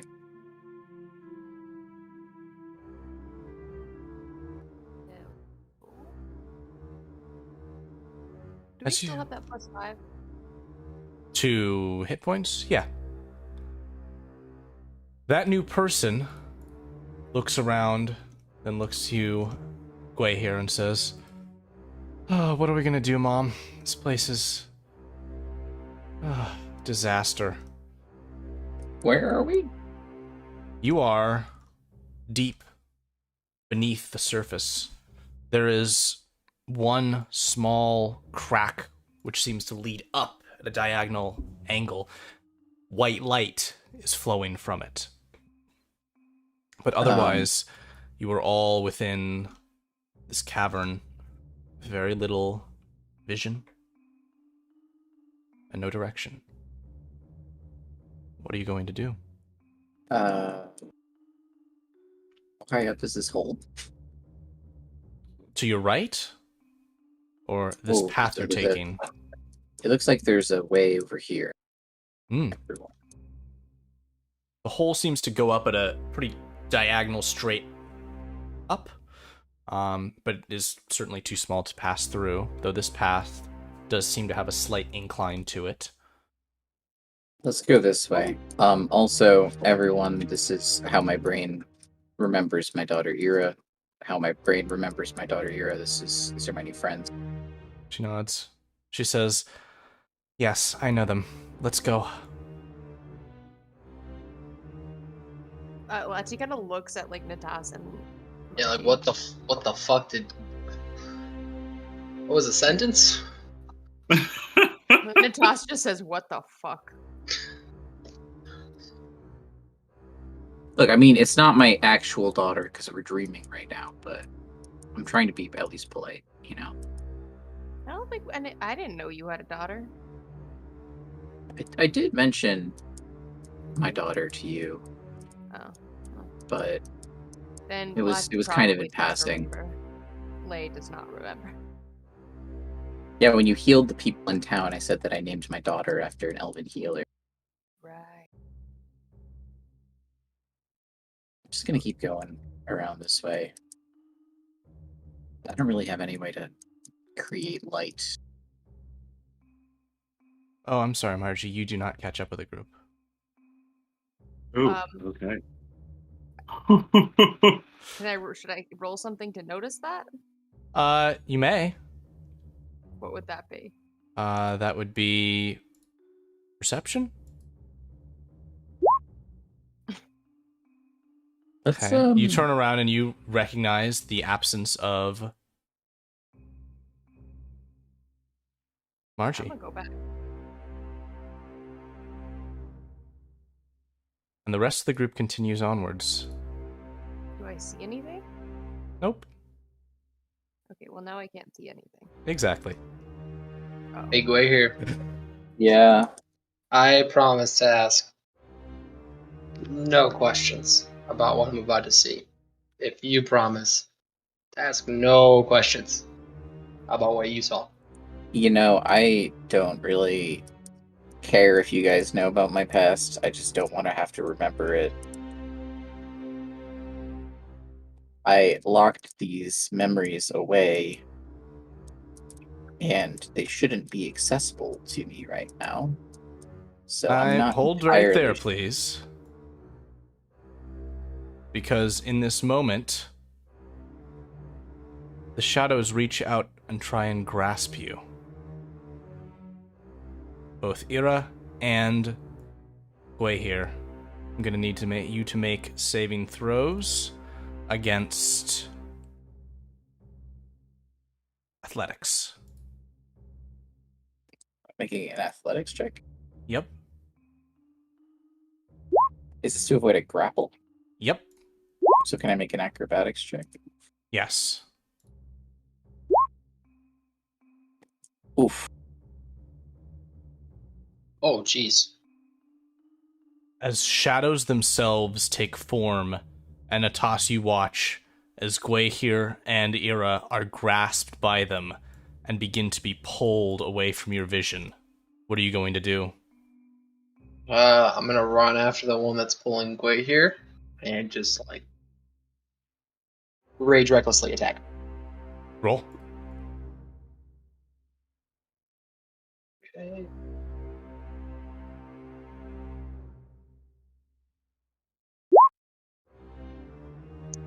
$13? 13 will hit. Are you raging? You've got all that extra Yes. damage? You strike this shadow down. It falls. Gweyhir, what are you going to do? I'm gonna cast suggestion on this guy, this shadow here, and I'm gonna tell it to go back. It does not. Right, we do this the hard way. I'm gonna try and get around it. Lay or Mark, you should have Ira's character sheet in your journal. You can open her up and use her ability this round, one of them. Okay. I'm going to place this in turn order, but I'm not going to have you roll. We've been resolving in a linear order.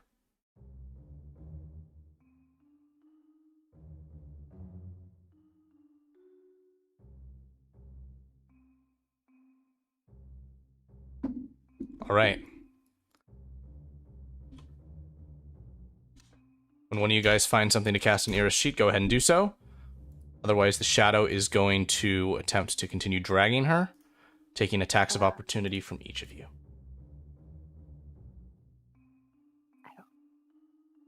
You can use a... Can I cast something on, like, the shadow? Yep. Okay, can I cast shadow? Yeah, go for it. I don't know any of these, so I'm just kind of Go for winging it. Shatter's perfect. I clicked it. Oh, submit. I'm trying to see if I can do that radiant damage twice. 1 second.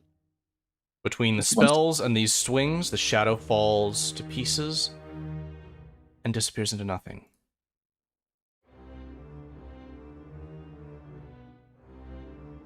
Oh, let's wait for everyone to catch up, I guess. Ira will say to you, I don't think they're going to catch up. Okay.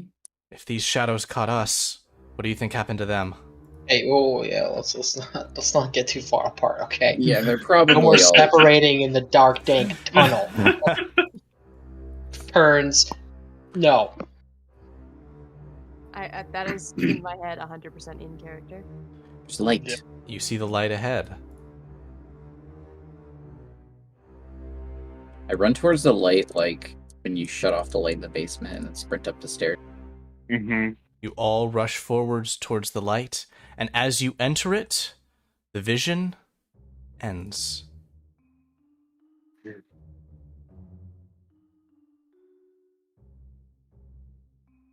That was it. That was it. I feel like I have more secrets. So, Natas, about your childhood. What about it?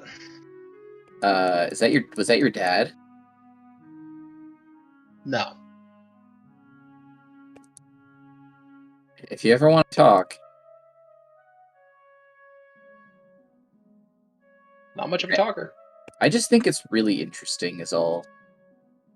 It's not No, it is a regular dad. that. As you're all So, discussing Fuck this, man. the spirit Lapinoor will speak again. He will say, so you are complete. I know that it will benefit you all in your futures to know what you have learned and what you will continue to learn as my visions visit you. But before you leave, I have 2 questions for you.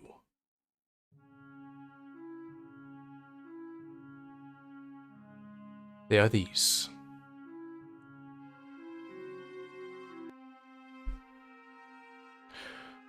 1, why are you here? Didn't you call us? I ask each of you to respond as an individual, not for an answer from the group.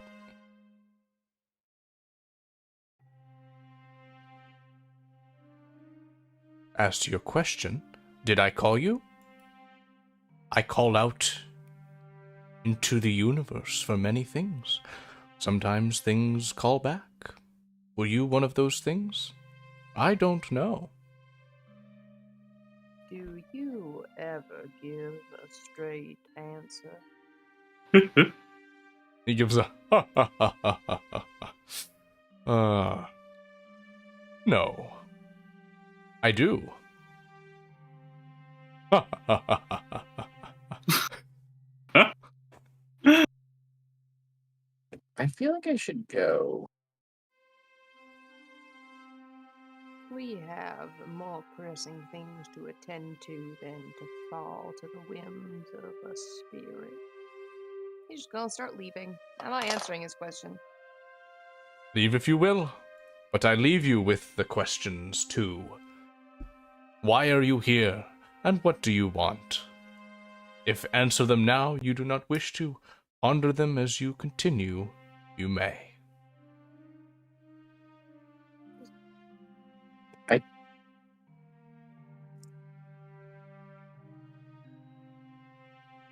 This is a weird place. I appreciate you, Spirit. You're benevolent, I think. You hear a from Rookie as he storms down the stairs.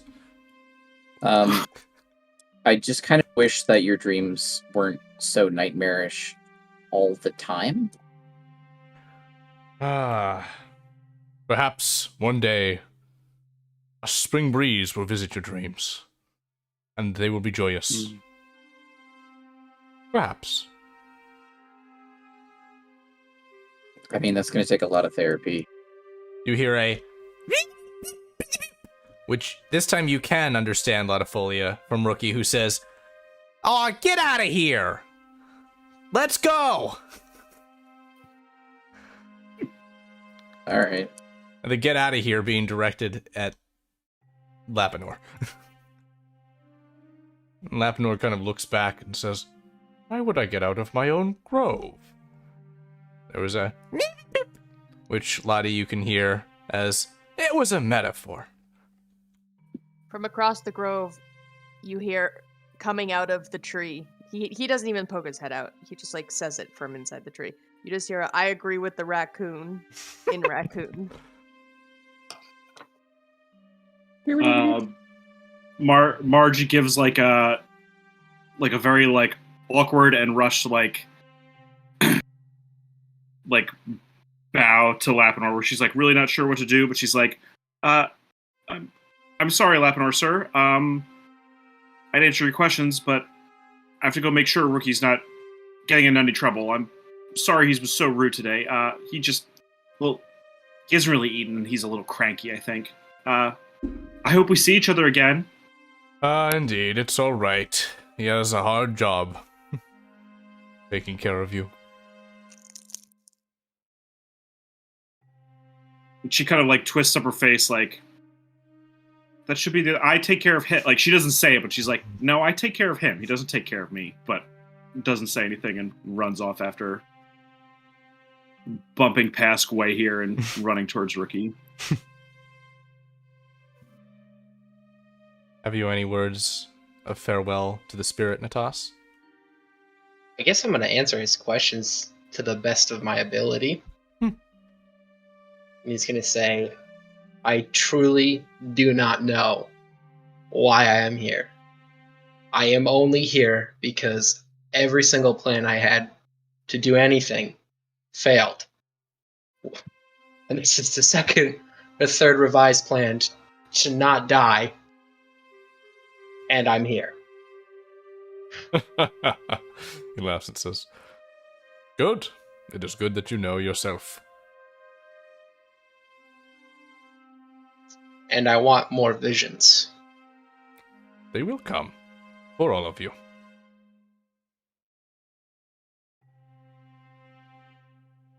Alright, he's just gonna walk away. And so, you all exit Dreamgrove.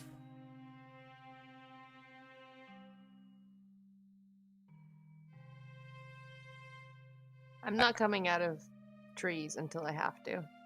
Perfect.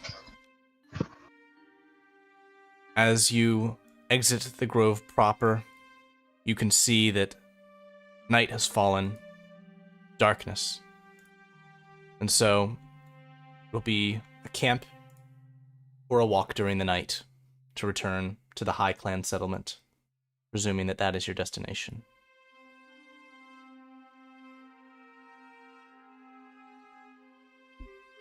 I mean,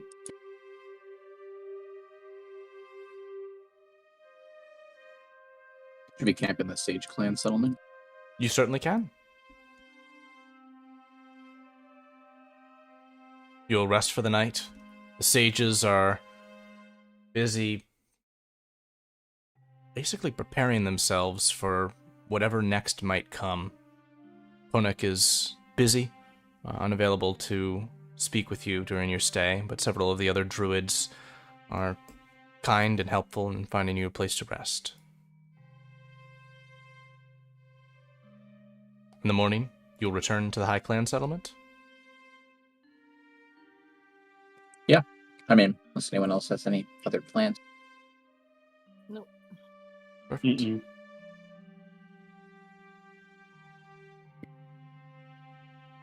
And so, we come to here. As you return, you can see several members of the Warrior Clan are standing at guard. They give you gruff nods as you arrive. You can see Tenanbjorn, the llama caretaker, is with an excited expression on his face, sort of stacking some crates onto this hand-pulled cart. And he spies you, says, "Aha! You're back! Oh, I can put more on here then. You can help me carry it. Wheel it." God. Where are you off to? To get more crates of melons!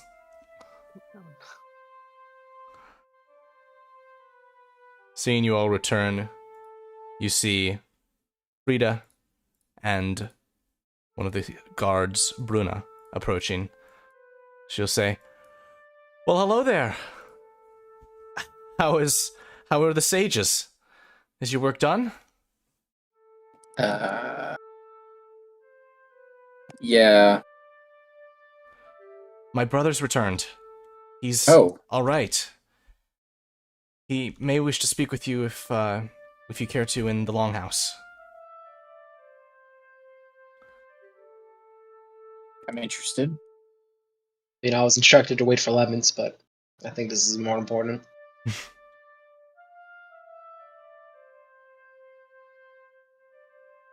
He wasn't hurt on his expedition, was he? Your brother, that is. He was hurt, but I think he's recovering now.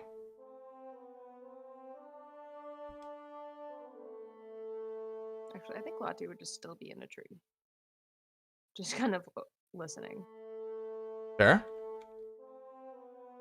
You can see that one of the other guards is tending to Ulfar's wounds. And as you enter first Gweyhir, Ulfar turns with a, "Well, hello! I haven't seen you in some time, and I'm glad that we're both breathing." Is there by chance like an open window or something? Or a crack in the boards that you can peek through. Sure. He'll wave to you as you enter as well, Marjie, saying, "Hello, hello. Tell me, What happened? how go your exploits?" "Oh, it is done. Tomb of the Great is cleansed. At least the lower levels. The upper levels will not open without all of the others. Boros' spirit is safe, though our risen ancestors and Boros himself struck down all but me who went into that tomb. No.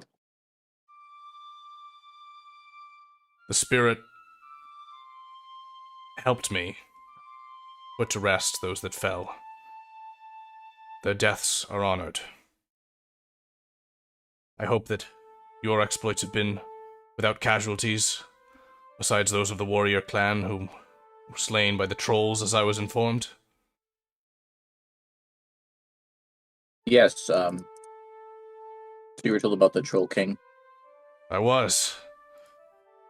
I've also been told that I can't go out to battle for another several days, which greatly frustrates me. But, I am prepared when the time comes. Did Frida mention to you that, we've spotted the Wayfarer Clan? Oh. Yes, I don't know they're anything about the Wayfarer Clan. often traveling.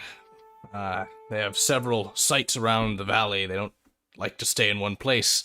But at this time, I understand that... Well, you fill them in, Frida will say. They're being pursued by the undead, you see. But I believe it's been that way for some time, as the sounds of joviality came from their almost skipping procession. I didn't want to have happen what could have happened if the High Clan was left undefended. So I have asked the Warrior Clan not to intervene, but now that you're back, perhaps all of you could go speak with the Wayfarers, make sure that they're alright. Where are they? They're to the south of here, in the open paths. Fields, as best you could call them.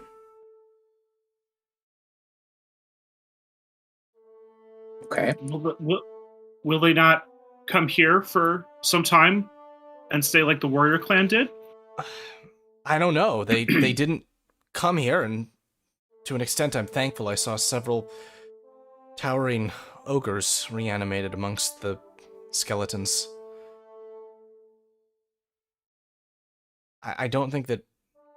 Well... I think Lati would say, actually, you know what? I'm gonna roll a stealth check to see if he would have, like, snuck up on people. Oh, yes, I did. So, just from behind them, he would say, as soon as she mentions, like, the troll, like, trolls and stuff, he would say, that is not an issue for us. Rid will say, alright, well, I'm gonna stay here, I'm gonna keep an eye on things, but you should all head out, and I need to keep an eye on this guy to make sure he doesn't leave. Whenever you're ready, do you all need to rest? I'm rested. Alright. I think, Tinenbjorn needs help with some llamas, though. Indeed. The Wayfarers are... They seem fine, so whenever you're ready. Tinenbjorn, we have vital mission to attend to. You're going to need to find some other help with the cart here. Huh? Really? Yes, maybe one of those strong lads over there, and I gesture over here at Balgriff. Balgriff? I'll say, well, we'll feed them the melons. Nice treat, when you all get back, when things have settled down a bit. Or when you need to rest. How's that sound? Sounds great to me. I mean, unless you guys want to go feed some llamas. Save some or feed llamas. Just feed them. No, you're not eating the llamas. Or save people. What do you guys want to do? As long as I don't have to throw any more babies. I think Lati would let out a chuckle at that. Like, It's not every day you get to throw a baby. And that's all I'm gonna say. especially not a baby Natas. If you all want to hang around town and do some things, there are things to do, but the Wayfarers are actively being pursued by a horde of undead. You know what I want is a set of studded leather armor. These people don't have metal stuff. Actually, Unless it's passed down from their ancestors. any chance somebody could lend me a shield? The mundane shield? It's possible. I was gonna say, can I give my shields even though I like produce it? Then that might be OP.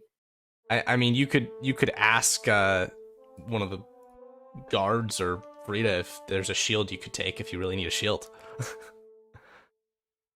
Hey, Frida. She'll be able to get you a shield. Enough Thank you. shield wearing guards died in the in the past battles. It's gotta be passed on to their ancestors or to their descendants. Did It's any like, of them have they were leather like armor? children soldiers. Never mind. My God. How about like stone studs? Stop. Alright. Did that go into your sheet? No, it didn't for some reason. Come on. Wait, Gweyhir, what is your armor There we go. class again? Mine is it's like 13 right now. But I'm trying to get a armor. Well, just because there's been a couple encounters where I've just taken the dodge action. So, do we still have that 31 or that +5? No, that wore off. I'm planning on recasting that as soon as we like come into trouble, unless we get ambushed or something. I'm But, just gonna go back. It lasts for 8 hours. Yeah. Best you could understand, the Wayfarer Clan was traveling here, headed west, pursued by the undead. Let's go. Like Lottie is like ready, so ready. He's like, "Okay, come on, let's go." All right, we're not gonna go as fast as you though. He's already waiting at the gate.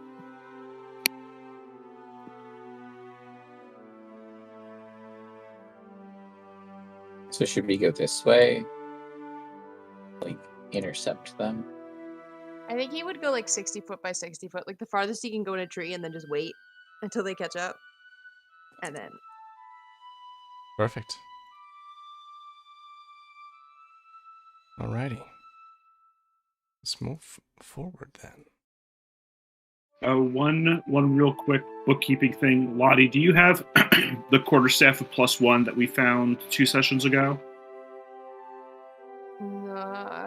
No. Okay. I meant to give that to him before the end of that one session. Okay. It's something we found in the put troll that in. cavern. Put that in after this. Cool.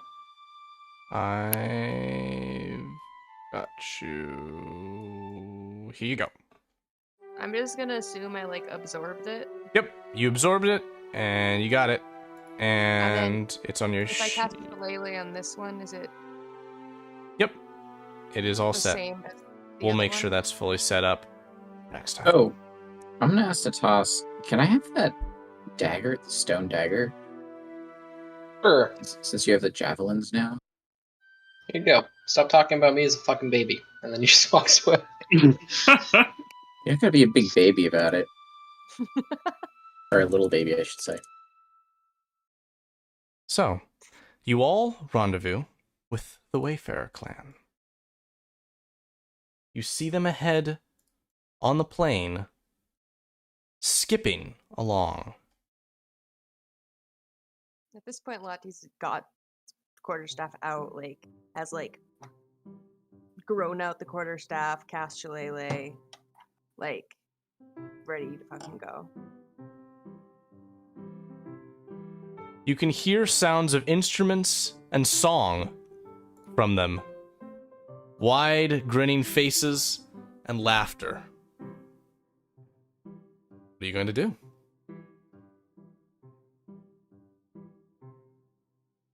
Lottie's gonna go up to them and ask, in what direction might we find the undead who are following you? Oh, they're all back there. You want to go fight them? That's quite a lot of them. What are you guys doing out here? We're running away. Or skipping away, more accurately. I can see that. This Let me man, ask you all. with a much You're- brighter expression than the token might suggest, says to you, Where's your leader? "Oh, you want to speak to Scory Joystep. He's at the front. Just go circle around, you'll see him. Scory. I yell out for Scory. They're skipping away. They gotta keep moving, the undead are coming. A tall and round man leads the Wayfarers. A feather in his beard. As he skips along, he says, "Oh, hello there! How are you all today?" Hi, Scory. Yes, that is my name, and what is yours?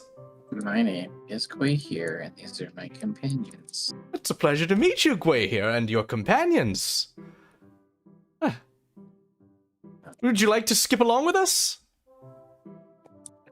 Only if we can talk while we skip. Absolutely, let's talk and skip. I love them so much. I'm gonna start skipping along, but like just totally like serious business face. You but just feel also yourself skipping. actually like somewhat floaty as you skip, and you as a bard can tell that the collective of bards that are playing instruments as this clan moves along is casting a restorative element of energy. You can actually also spy a couple of cases of kind of an individual being carried along by two other individuals, and the individual being carried is actually napping.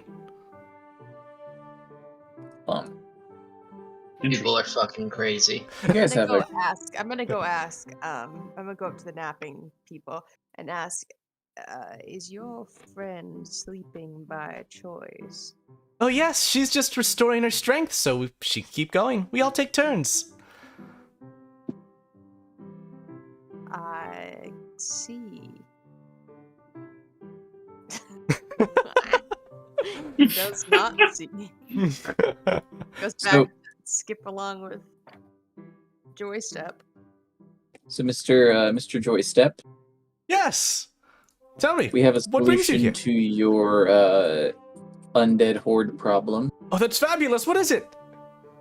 Well, we're gonna need to go into the tomb of your ancestor and slay his cursed ghost. Whose ancestor? Do you not have a ancestor? Oh, we lost track of that family line a long time ago.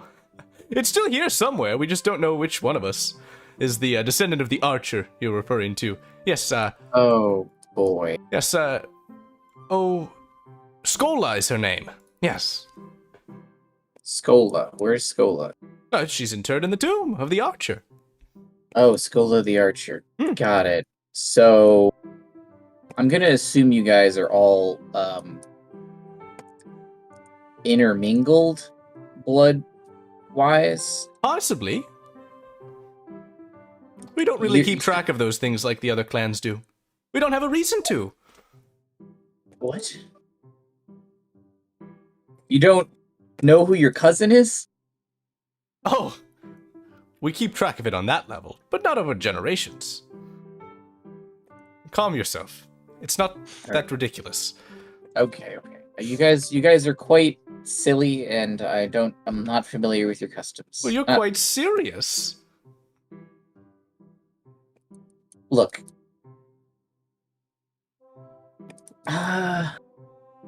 Okay, we're gonna need whoever's the descendant of this archer's blood in order to do this. So do you have no idea who could be descended from this ancestor? That's right, yes, and if we stop, the undead will catch us, and we can't have that. But I do have an idea how we could I'd solve also all like- of these problems. I'd like to point out that, like, at first, Lati was, like, kind of like, no, I want to fight, like, this is ridiculous, and now he's, like, kind of giving in to the music and, like, skipping, and it's just like, thud, thud, thud. Perfect. You'll say, we were just happenstantially and fortunately preparing for a celebration before the undead arose from our crypt and began to pursue us with hostile intent. We were preparing for the Wicker celebration, where we craft Wicker Golems and burn them to celebrate life and the futility of all of our attempts at controlling it. But those golems can actually Right. become quite defenders if they need to be. He says, here, have a look at this. And he takes off an amulet around his neck. It's carved with the shape of a moon. He says, this is one of 4 amulets. Within our camps around the valley are the other 3. If you all could visit those camps, well then, you could retrieve them. And with the 4 amulets, then the Wicker Golems we could animate. Those golems would destroy the undead. They'd just be destroyed themselves shortly after. They burn pretty quickly. But they do the trick. What do you think? Why us? Oh, we haven't let anyone leave the group for fear that the undead would chase them down. Because, after all, our benefits of speed will go away quickly if we aren't together. Fair enough. It's for safety. So we need to go to the 3 other camps. Indeed. We came from the west camp, so you'd need to go to the north, the east, and the south. Wayfarer camps. Sounds like that might take several days. We'll be here. You know, going around and just keeping them off our tail. We can loop around the pond several times. We can go up into the hills a little bit. Yeah, we'll be fine.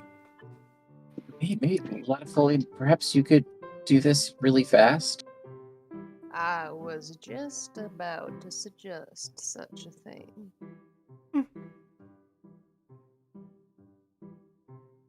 Which of these campsites is the closest? To you right now. That would be, I believe, the south. Oh, okay, there's a, yeah. How about you 3 go to the southern camp, and I will go to the others. Say we completely split the party. Go to all of them at once. If you so wish. The east is probably the furthest away. I will take... Well, then maybe Lottie goes to the east one, because it's the farthest to go. She, you know. Lottie's gonna turn to, what's his name again? The chief? Joystep, yeah. Yes, Joystep is Scory. Scory, he's gonna say, is there any reason they would not freely give the amulet? They? Oh. Well, no. There's no they. They're in a small metal box inside the largest tent in the camp. You just need to go get it. Perfect. And he's just gonna go and do his thing. I would, yeah. True Stride is how much range? How much faster is it? It's like so twice as yeah, twice. Twice as fast. Okay. Because I can merge into a tree and then pick another tree 60 feet away and. Oh, but you can also walk, so it's 3 times as fast, right? Like you can walk 3. You go fast. Don't worry about it. Yeah, it's fast. Gonna put on the gas. Okay, so Lottie's going. How about the rest of you? I don't know what the plan here is. Are we splitting up or Let's just fuck it. Let's do it. It never happens. Come on. What could go wrong? Natas, why don't you take Marjie and go to the south camp? I'll go to the north camp. Scory will say with jubilee, I'm so excited for this. We haven't seen Wicker Golems animated and piloted for so many years. This will be fun. Piloted? And continues So to many skip away. questions. I look around for Piloted? look around for what's his name? Nicolas Cage. Yeah, I got that vibe too for a second. Guess I'm gonna go off to the North Wayfarer camp. I'm a little nervous about trolls, but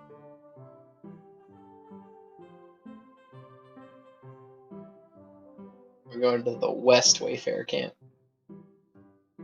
How far do we? What, 30 feet? Are we going? Wait, hold on, Natas. Are we going to the west or the south one? West is already done. South is your target. Okay. Going south, as I said. I'm going east. Wait, here, do you have any way to speed your way? Or are you just hoofing? Yeah, actually, you could borrow a llama. would a llama be faster? Maybe. I'm gonna borrow a llama, and I'm also gonna borrow a fighter. That's fine. Bruno will come with you. And make an animal handling check.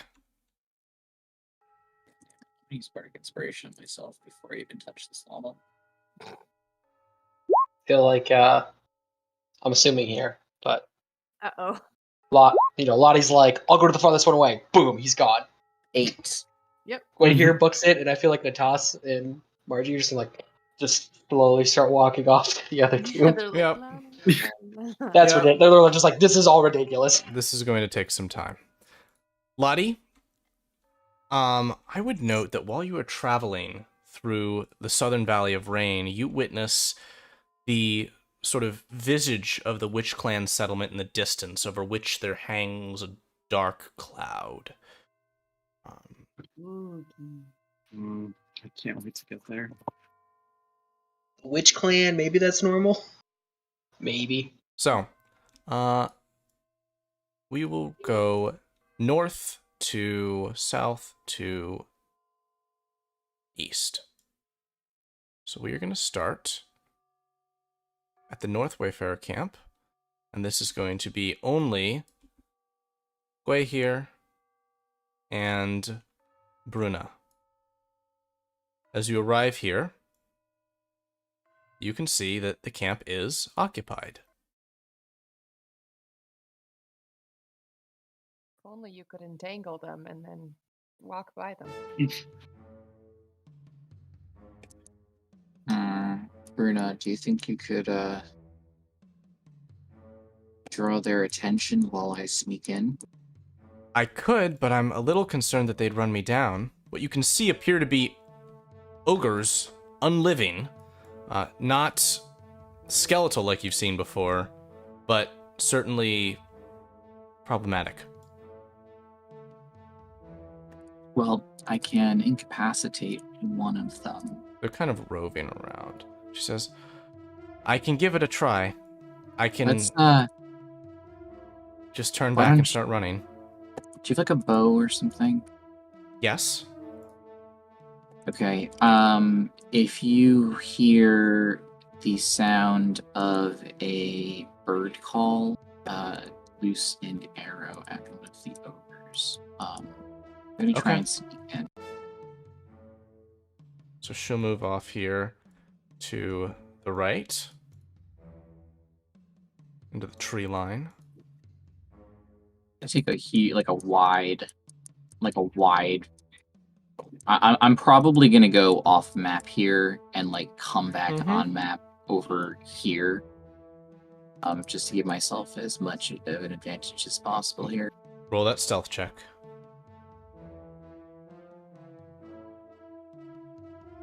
Give myself bardic inspiration too before I approach. So I'm probably gonna need it. 17 is actually pretty. 17 Yeah. is very good. You are able to move quietly and safely. I'm probably gonna like cut open the back of the tent here with my knife or something like that, rather than try and risk going around the front end of it. So, Scory had the Amulet of the Moon, which I believe he was speaking with you, Gweyhir, when he handed to you, right? Yeah, he gave it to me. I don't remember. So you have the Amulet of the Moon, and you have just retrieved the Amulet of the Sky.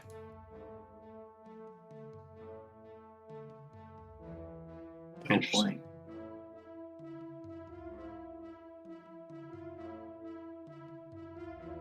Interesting.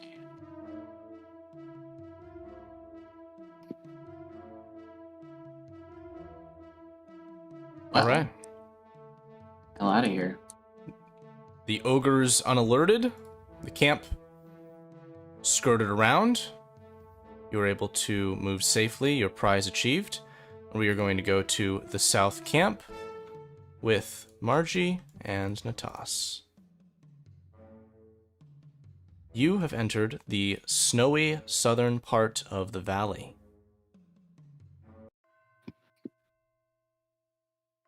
Here, snow actively falls, flakes loosely landing upon your heads. And all is a soft white mist ahead of you as you come to this camp.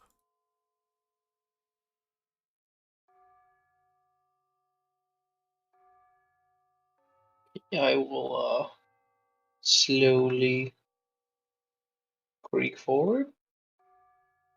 Natas, why do you think they leave such valuable items in all these camps if they're always skipping around? Why not bring them all together? I don't understand a single damn thing about these people. I'm not gonna lie. I'm a little confused. They carry each other when they sleep to skip more. This is... Nothing makes sense. It's kind of nice of them, though, now. All of them, like, leaving them to be, like, ripped apart by a horde of undead. I mean, yeah.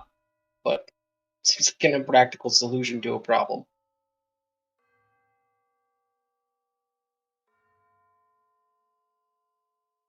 But, he said there was going to be a big tent. Oh. It's right over here. Margie's teeth are probably chattering. No. Natas actually randomly looks very accustomed to the cold now. Hmm. Like, it doesn't bother him at all. And he's gonna open up the tent. There are several bundles of supplies in here, sort of stuff left over. And yes, you see a small metal box. It is open, and it looks to be face down on the snow. Oh no. There are scratch marks on it. And just as you are picking it up, Marjie, you see in your periphery a large shape moving behind you. Ooh, okay. And a massive white-furred wolf is looking at you as it steps forward.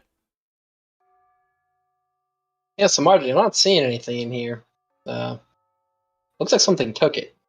He's still just rummaging through the stuff. You can see dangling out of the wolf's mouth is a mountain-shaped amulet. Yeah, it's probably under the bed. Everyone knows you hide the good shit under the bed. She just goes, Natas, shh. What? Be quiet. Don't And move. Takes another step forward. Hi, boy. And its eyes get a little wide, and it spits the amulet out on the ground towards you and gives a "Rah, rah," and then kind of patters backwards in a little triangle, and then nudges the amulet. All right, she is gonna rummage through her bag and push away a very warm and loudly snoring rookie to get to some snacks underneath. And she'll slowly approach and drop some sort of little snack down next to the medallion and look at the wolf before moving to grab it. Its tongue hangs out of its mouth, and it gives a and nuzzles you. Oh, she gives it a little scratch on its nose. It walks around you, walks up to Natas with a "Arf, arf." Natas, don't freak out. I'm not freaking out. this is fucking awesome. And he's gonna reach into his bag and he's gonna pull like a huge piece of meat. Like, hey buddy, want a His snack? eyes grow wide. Just tosses it at him.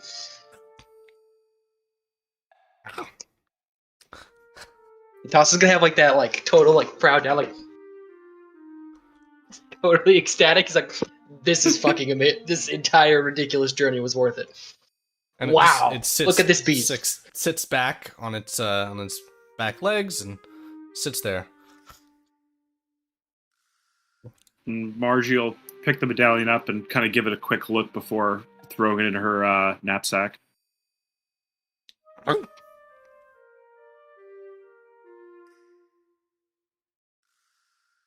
And it just sits there calmly. Okay, boy. Keep watch over the campsite, I guess. Thank you. We'll see you soon. And its eyes narrow, and it suddenly banks around you and begins to dash off into the snow. Out of sight.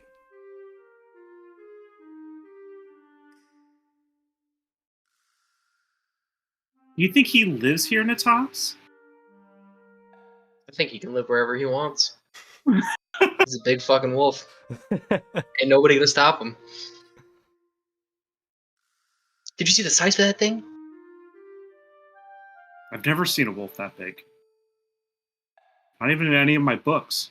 I've seen dogs that big, but wolves? This is the first. So you'll begin your return journey. As we go now to the last camp with Latifolia. I'm gonna get the big bad combat heap. Mm-hmm. Continue forward. La-da-da-da-da. Nothing bad could go wrong. La-da-da-da-da. Sorry. La-da-da-da-da. Bad can go wrong. La-da-da-da-da. You hear a sound. Oh, he's seeping. And in the mouth of the large tent of this camp, you see a massive owl bear with white feathers. It appears to be resting right in your way. All right. Okay. All right. I'm gonna stay out here. I'm assuming I'm not within. It's sleeping. Is there any? Are there any trees 60 feet away from this one? Yes. Okay. Cool. Okay. Now, I'm gonna wild shape. Uh-huh. So this is a tent, right? Uh-huh. So my my thought is to transform into something that is big enough to grab the amulet, Uh-huh. but also small enough that I could get into the tent from back here. Maybe a raccoon? yeah, like a raccoon. I'm gonna go with raccoon. Into raccoon form you can go? Try to wriggle myself. I guess if I can. Ideally, I would like to get in without having to break anything. Yeah, you can do that. You can wriggle under the edge of the tent, and you can find a small metal box and move right on up to it and use your little raccoon hands to open it up. Yes. And inside of it, there is an amulet in the shape of a sun. And I'm gonna put it on, and if there's a mirror, I will admire myself. There is not, but you look down at your little raccoon self, and the owlbear is undisturbed by a creature that small. So then Probably. I would exit the same way Make a stealth check at advantage. Let's be safe here. Okay. Actually, this would be with raccoon roll, so it's under druid forms. I can probably get there faster. Okay. Advantage. It's a critical success. Amazing. So then I'm gonna go to this tree here. The screen is gray for me. I can't move anything or see anything. You should be able to move the raccoon. No, I see everything's grayed out for me. Oh, that's weird. Let me try and fix that. In any case, I would go to the tree, unraccoon right. myself, and Perfect. I will see if I can have that fixed next time. Whoop. Yep. You're into the tree. back. Raccoon is no longer. And into the tree you go. Back, hence the way I came. Hence the way you came. And so you all can come together, meeting back with the Wayfarer Clan. They'll probably be up all over here. So y'all maybe might need to take a little more time, kind of go past. You can see a tomb and their other camp and make your way around to here. Where here you can drop right down this way, meet up with them. And then, Lottie, you are yoinking your way back, fast as can be, through the tree. I'm just gonna pop out of the tree and be like, I got it. Now, meeting with them back all on the plain once again. This time the group is moving in this northern direction. Though, Scully will say, well, perhaps we should turn around our direction so that we can head to the Wicker site properly. But first of all, you all need to pair off with the amulets. Pair off? That's right. It'll take 2 of you to control a Wicker Golem. Don't worry, you'll be safe. You'll be completely unharmed. You only linked us the moon and sky. Yeah, let's get all of them in here. Here's the sun. And let's get the earth.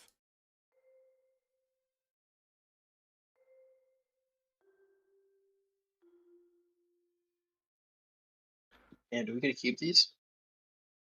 He says, well, if we prevail, it certainly might be a worthy thanks for your aid.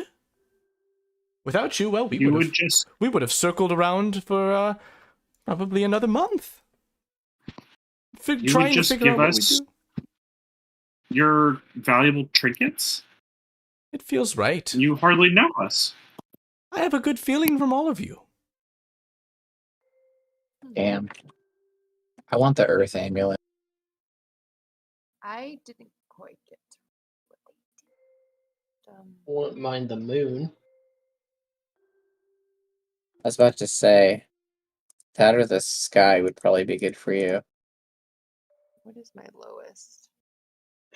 I mean, I'm just gonna make intelligence saves forever scary. So I Dexterity think and intelligence are my lowest. he'll say, in order to properly pair the attunement, you'll just need to show a little bit of blood between the 2 of you. That's Lottie goes. Lottie says, that might be an terrible. issue. I'm sure you've got some kind of sap or something, right? Yes. You could just use that. All right. So, who will be with who? I think Lottie would just look at Marjie. So right now, Lottie has sun, and Earth is the one that Marjie picked up, and Gweyhir has the other 2. So how are these getting properly distributed then? Can I have the Earth amulet? I kind of would like the moon amulet.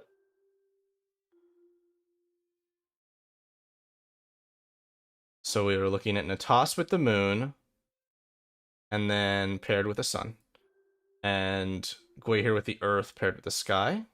What do we think of that? And Lay, you had said Lottie was looking to pair with who? Did you say? Marjie. Marjie. Okay, so that would be not those pairings. So you'll gotta figure out what your pairing's gonna be.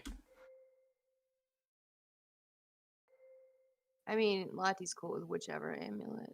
Yep. I I can just, if you want Lottie, I can give you, or if Lottie wants to be paired with Marjie, he's words. like cool with whatever. Mm-hmm. I'll give him the moon amulet. Okay, so Moon Amulet is with Lottie, Sun Amulet or Moon Amulet for Lottie, and which one for Marjie? You pick Lottie. I think he'd take the moon. Wait, let me look at what they do again. The difference is a bonus to Wisdom or Charisma saving throws. I think oh man, maybe I shouldn't have taken that. Wisdom. So it's a little bonus. I'll take charisma. Okay, so Sun for Okay. Lottie, Moon for Marjie, and You then don't mind, Mark. I'll take the runt of the litter. The last one picked. Amulet of the Sky, Intelligence saving throws is going to be Natas's bonus. Alrighty, I'll leave you to mark those down, and then are you going to do as was suggested and share a little bit of blood? I guess, yeah. Okay, Marjie what's that look like? takes this like very seriously. Like I feel like to her this is like it's like a secret handshake that she's read about in her storybooks or things like that. So she's not goofing around and does it almost too solemnly. I think Lottie doesn't have any sharp things, so would turn and just hold his hand out to Gweyhir. Do you have the sky? I'm confused. I thought Natas had the No, sky. she's asking. No, I'm asking for you to cut open like my Yeah, hand. he's or You want me to asking. cut your hand open? Yes. Yeah. All right, I'm gonna do that. Very, like keeping my head very far back. Cutting Lottie Yeah, a little bit, bit of sap kind of drips out, I imagine. And I leave that to you all to describe the rest of this. I think he would just shake Marjie's hand, Yeah. like, and then he kind of looks at what's his name again? Joystep, Mm-hmm. Scory, and like kind of looks at him like, are we doing this right? Yeah. And he gives he nods. Uh-huh. You can have so much fun. And then you two are just doing it simple and dirty, I imagine. I think like the only way Natas knows how to do it, which is like the middle of your thumb down to like the bottom of your thumb bone. You do like a little cut.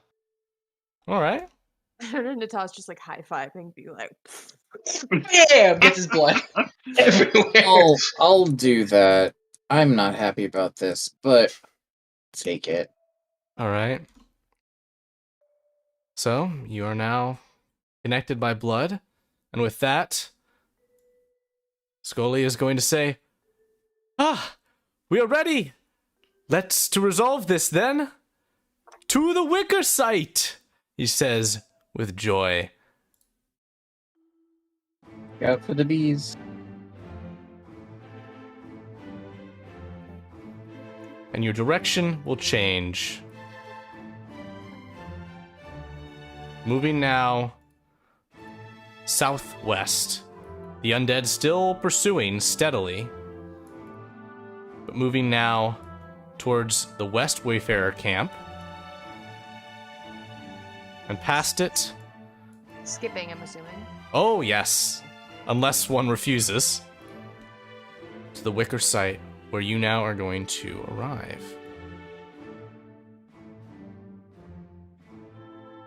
You can see two massive pyres shaped almost like men or women. Undescript. And the clan skips ahead excitedly, several of them branching off to grab supplies to complete this. And Joystep will call out and say, "All right, pairs, 2 to each of the pyres. Grab some rope." Oh, Rope.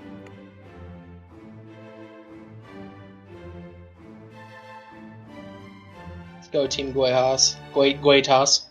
Everyone's going to What the I same did one. We'll take this out. Okay.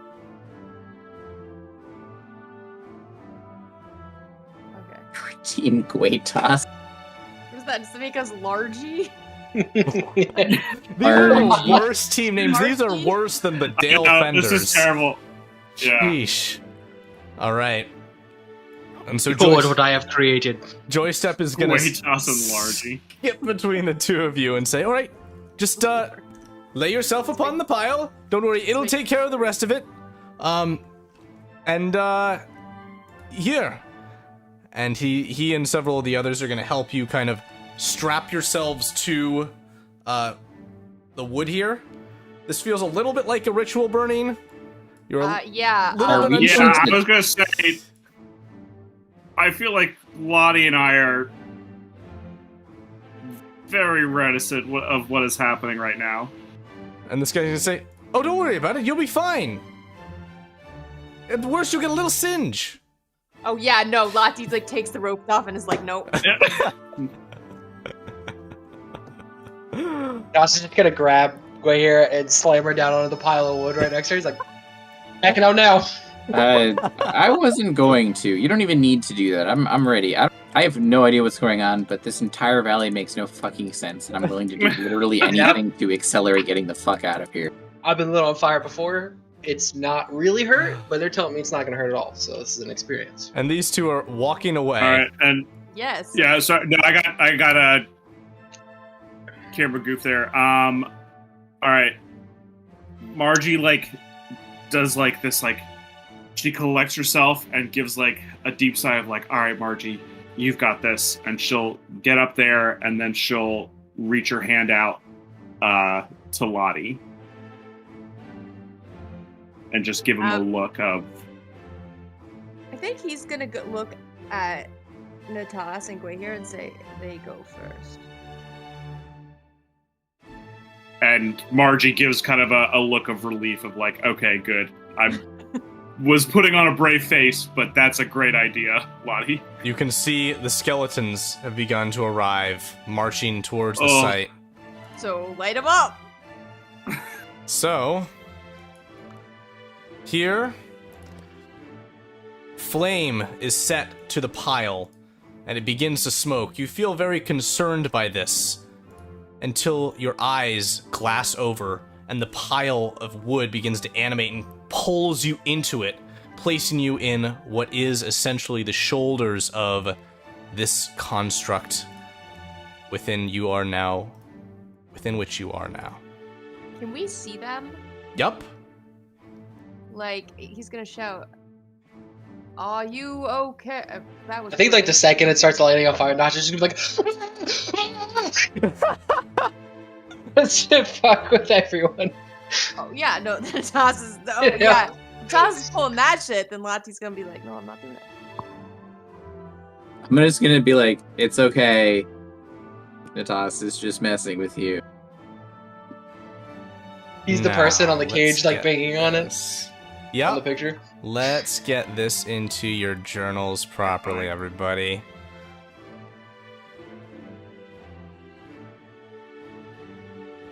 Whoop. I need to Lati make sure. turns to Marjie and says, "I will follow your lead." And she'll just kind of give him a determined, but There we go. there's definitely some fear in her eyes, but gives Lottie a nod of okay, we can do this.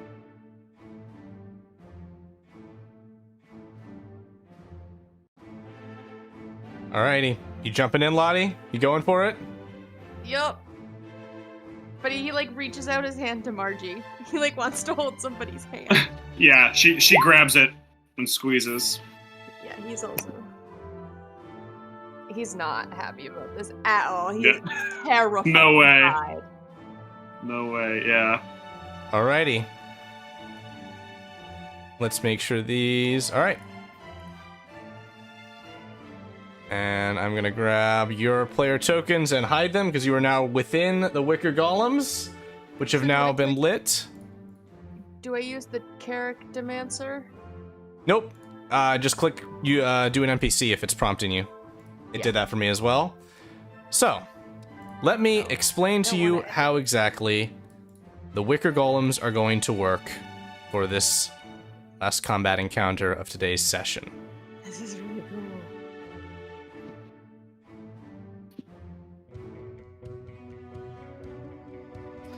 You are going to have to operate in sync as you move these golems around. You're going to have 3 opportunities to move, and then attack actions, 1 for each of you, which is either flamethrower, once for the golem, or a fist, each with your players. But I'm going to count down to 3, and you're going to have to say what you are doing simultaneously. Wait, whoa, what? Okay. The golem will compromise if the answer isn't simultaneous, or isn't the same thing. But if it is directly opposing, so if one person says go right and one person says go left, the golem does nothing for its movement or its action. So with the fists, the golem has to line up. For the flamethrower, you have to line up in what you tell the golem to do. So let's start with Marjie, Natas and Gweyhir. Natas. I'm gonna mark this one Charge as number 1. No, Gweyhir and Marjie, come on. And then number 2 is gonna be you guys, and the undead are just gonna act on whatever. So, Ben and Chris, you have 3 movement increments. I'm gonna need, on the count of 3, you to speak what direction you're moving the golem. 1, 2, 3. east. Fucking straight at him. That's the same thing. The golem moves 10 feet. Again. Same 3, thing. 2, Same thing. 1. Yeah.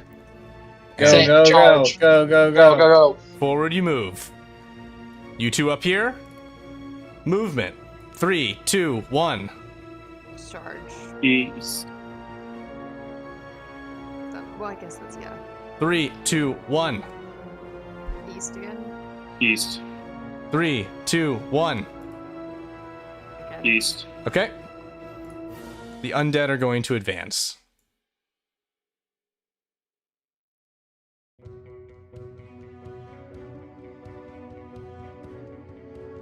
They're going to use a double move to get to here.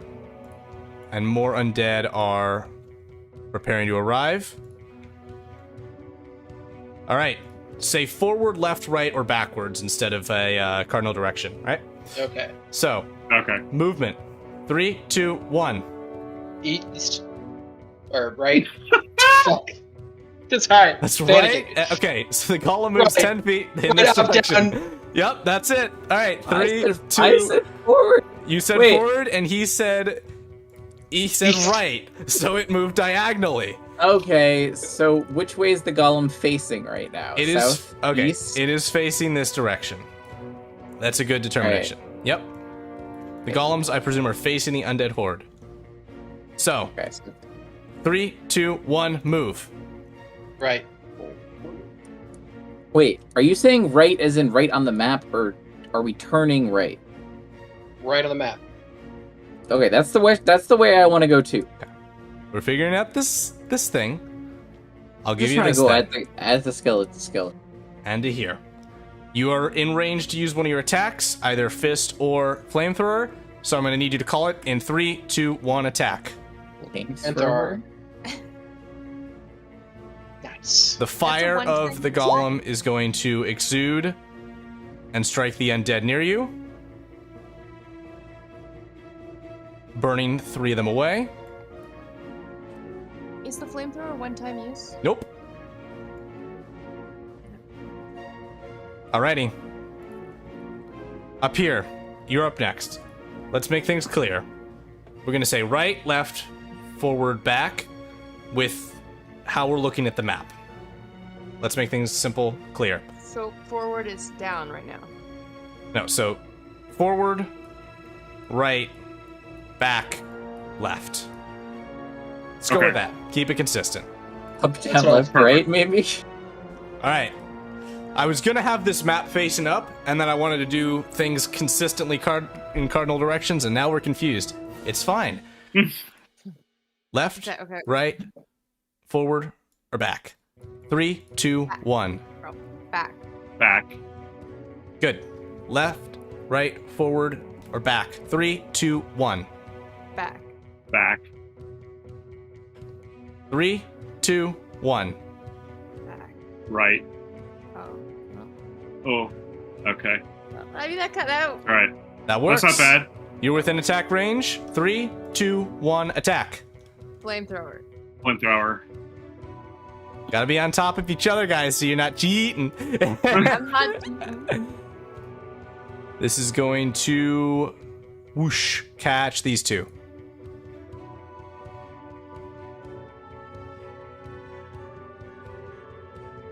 Skeletons are up.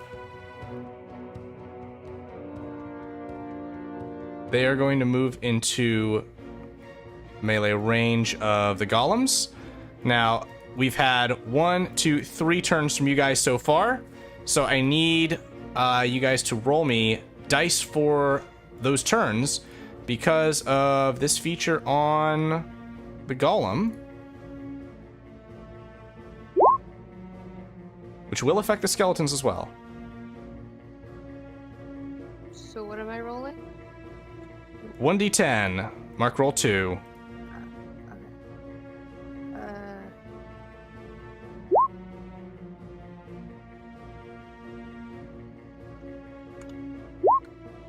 Nope, that's not how to do it.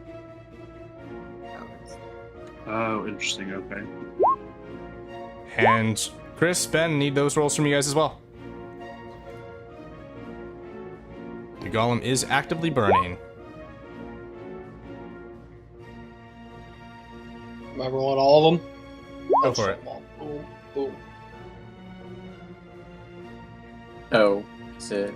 Okay, so South Golem is going to be 6 and 8, 14, 21 damage. And then the North one is going to take, looks like, 16 damage. And the last roll, yeah, is going to hit the guys as well. So 6, so all of the skeletons adjacent are bloodied. The skeletons are going to make a number of attacks. I'm going to do 5d20. Those are going to, looks like, 2 hits on each of you guys. So that's going to be, let's do 6 plus 4. 10 points to each column from the skeletons. All right. This is Chris and Ben. You guys move. Are you going to move? I'm going to say, you're going to say yes or no. Move in 3, 2, 1. No. No. Okay, you're staying right there. Attack. 3, 2, 1. Flamethrower. Yeah. Alrighty, you got it. Nice. Whoosh. Want to click it this time, Chris? Do Yes. the honors. Would I do the honors, or do you want to do the honors? I want you to do the honors of flamethrowing this round. Apparently, it doesn't matter. They're just whooshed. They're whooshed. These are skeletons. They got whooshed. Oh, okay. Also, Never mind. this bad boy is going to take 9 damage from our passive thingy, right? Yes, these guys are bloodied. Yes, because it's the end of your turn. All right, and you guys take 9 damage as well. And Lay and Mark, are you moving? Yes or no? 3, 2, 1, go. No. No. Okay, are you attacking with a flamethrower or fists? 3, 2, 1. Flamethrower. Flamethrower. Alrighty, you got it. Whoosh. That is going to catch a Nice. lot of guys. Good one. Boom.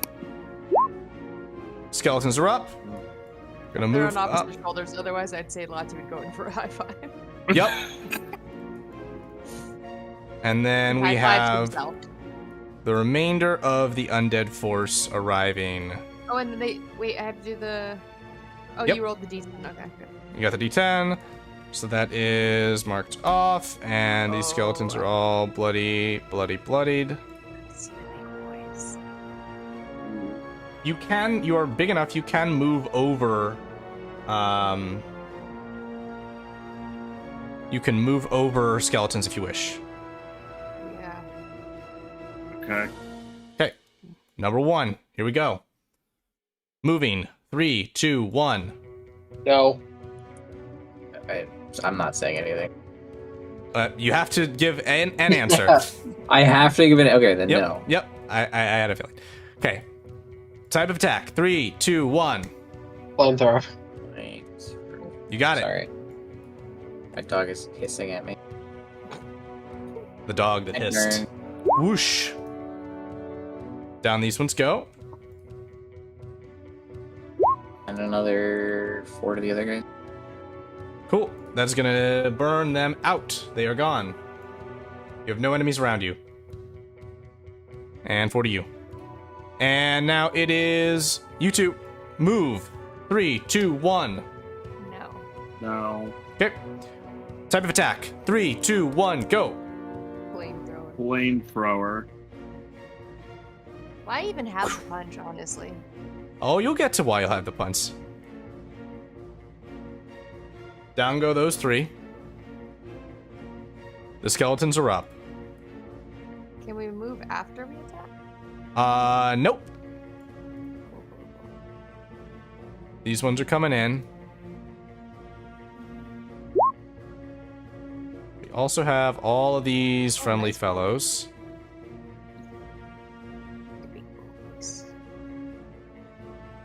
And your punches, you can move those elsewhere. Alright, so I did not get to resolving the skeleton attacks last time for you guys, so let me do that right now. Are you aware that the damage on these slam attacks are 3d17? Alright, these are skeleton attacks. Normal skeletons. Nope, that is 5d20. Whoops. Typo. Okay, those are not going to make contact. And okay, the skeletons all rolled horribly. No hits. And the... Did we not kill these 3 on the bottom? With yes, you did. Good catch. Thank you. As I'm sure you can all tell, this encounter is incredibly experimental. Some things might slip through the cracks. Alrighty. The ogres are up. The big boys. Did they yell at us to get out of their swamp? Not quite. Get out of my crypt. This one is... I'm gonna move 10 more to there. So this is the current setup. And these ogres are gonna swing 2 more times. Okay, that's a hit on the Wicker Golem. South Wicker Golem is taking some beating. South Wicker Golem, you are up. Move.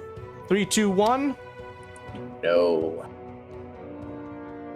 Sorry, no. Oh god. That's a no. Spaced out. Type of attack. 3, 2, 1. Punch? Flame. Oh no. I was The gonna say golem flamethrower. staggers and doesn't act. All right. Oh well. North Golem. Roll the We're fucked. end of turn damage. North Golem. Move. 3, 2, 1. No. No. Okay. Type of attack. 3, 2, 1. Flamethrower. Flamethrower. Alrighty. That is going to shift angle here. Definitely roll the damage on this one because you were getting an ogre.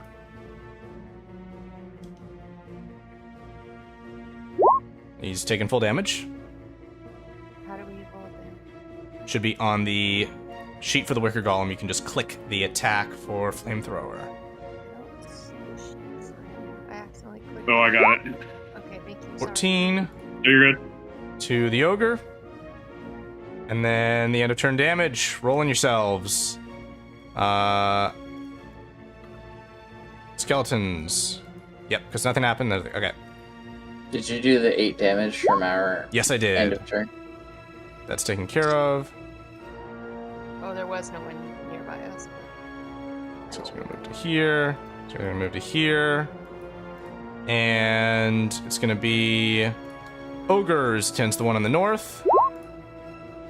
That's a hit. Badoosh. That is another hit. Badoosh. You are in harm's way again as well. One on the south. Ouch. The south golem is barely still standing. South golem, you are up. Move. 3, 2, 1. No. Type of attack. 3, 2, 1.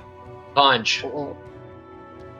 I was gonna say flamethrower. The golem does not act.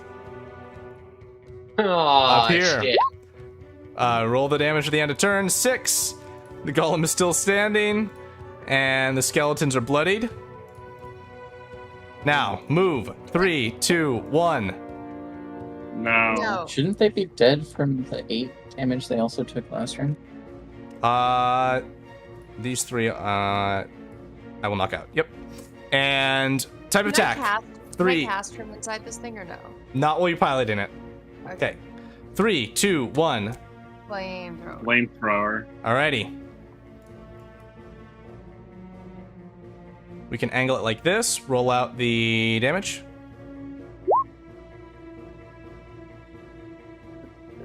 Well, that's not bad. Ogres take full damage. Nice. Catch this guy, and you probably catch that guy. And 7. Bloodied. Bloodied. Wayfarers Might be do a little have left. some arms, so they will be contributing in the next round. Skeletons are up. What do they put else on Let's the bucket pop today? open some golems. Giant Down flaming south. pinatas. Okay, your golem bursts. Natas and Gweyhir, you are thrown to the ground behind the golem, unharmed. As the skeletons on the south side spend the rest of their turn beating up the husk of the Wicker Golem. And you can roll the damage one more time, as it will bloody those skeletons that moved into melee range. Cool. Then we had an army of bards. Yep. We're unstoppable. And this is going to be bonk. Bonk. No hits. There's a hit for 20, and you're out of the golem. All right. Oh. So close.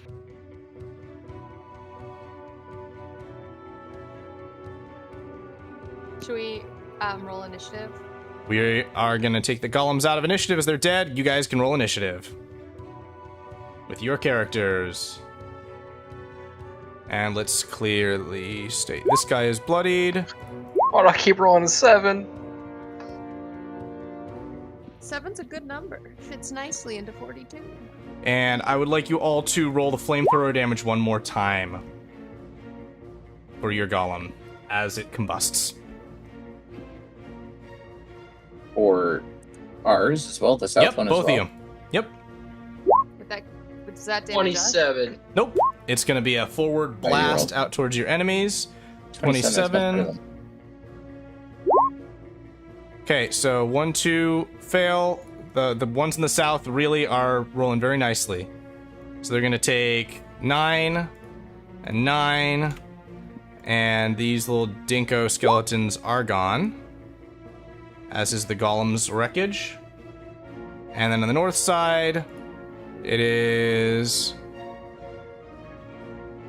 20 fire. And they both failed, so they're going to take the 20. They're still up.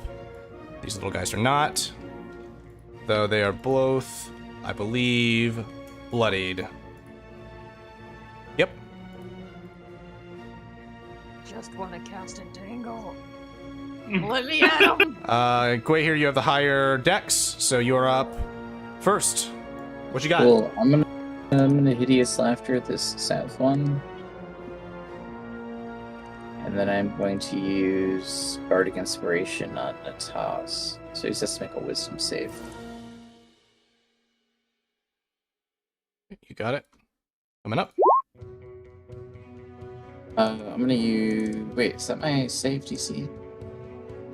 My DC is 14. I'm gonna use my Philosopher Band to make my DC 15 for that spell. Beautiful. Alrighty, so that's a fail Alright. on what is the spell? Tasha City's Laughter. He was is affected and giving soundless cackles, cackles, and he's disabled. Very good. Marjie, you're up. All right, I will set out a force of Eldritch Blast at the northmost ogre. He's gonna miss by 1. Ooh, and that heck should be off. All right, that's my turn. You know what? Oh, they don't have it loaded. That's fine.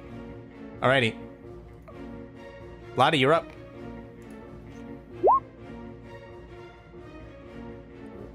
Entangle! Are they within range? Well, I'd move up. So They are, and your spell save DC. Did you up your wisdom when you leveled up?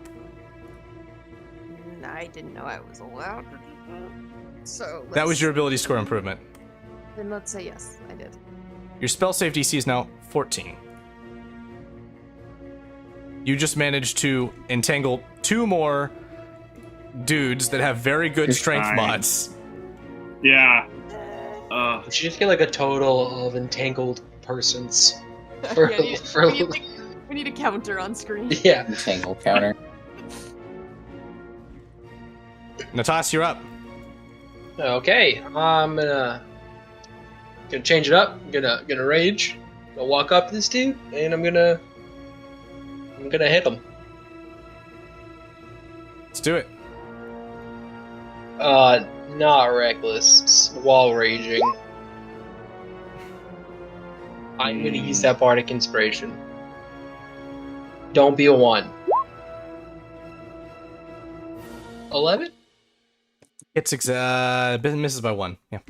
Oh, so close. 11 was the last 2 attacks against it. Awesome. Okay, your allies are up. Let's see what shenanigans the bards have to throw in to this situation. That's not going to do. That's not going to do. Actually, we do have They start singing the Cars for Kids big song. guy. Oof. Fuckers just like go into agony. Yeah. Let's see what we got here. We've got Scory.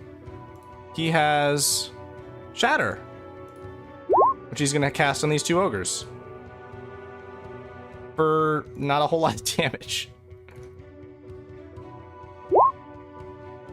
But the top one's going to get destroyed by it. All right. 4. And he has advantage, right? no, that's a spell. So let's see. We're going to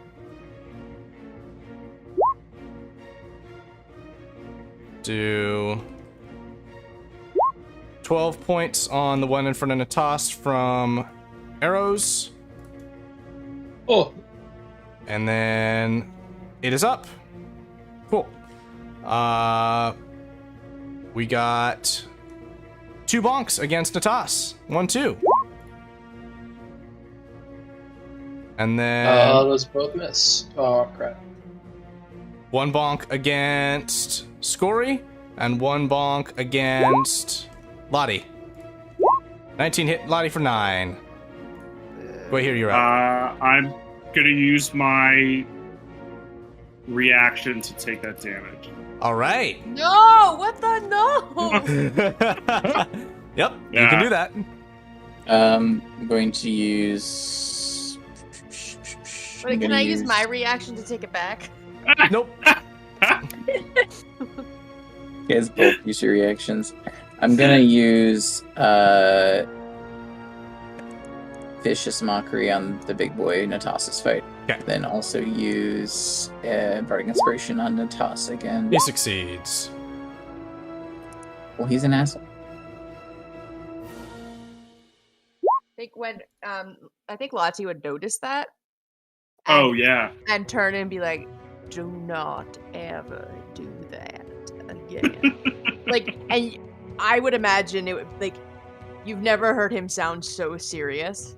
Oh yeah. Before? And like she probably cried out and impulsively did it, and then just looks like she is so seriously scolded and is like, okay, whatever Marjie, you you're say, up. I will not do it again. He's serious. Alright. If you don't, you fucking dare. The when your mom says something like that to you. It Oh, gives you yeah. that voice. Yeah. Oh yeah. Let's get rid of these guys. You do have an advantage because of the Oh yeah, shit. Yeah, Oh wait, how did he move? Yeah, not better. Did he break out? too many things. Take back that. Oh, that take back that beautiful moment. Yeah. Take back your All right, damage. it's all right. The moment's preserved in spirit. Yes, exactly. He's still entangled. Natas, you're up. All right. Probably a bad idea, but I'm gonna do a reckless attack. Okay. Hit. 15. Creature's bleeding. Now it's my turn.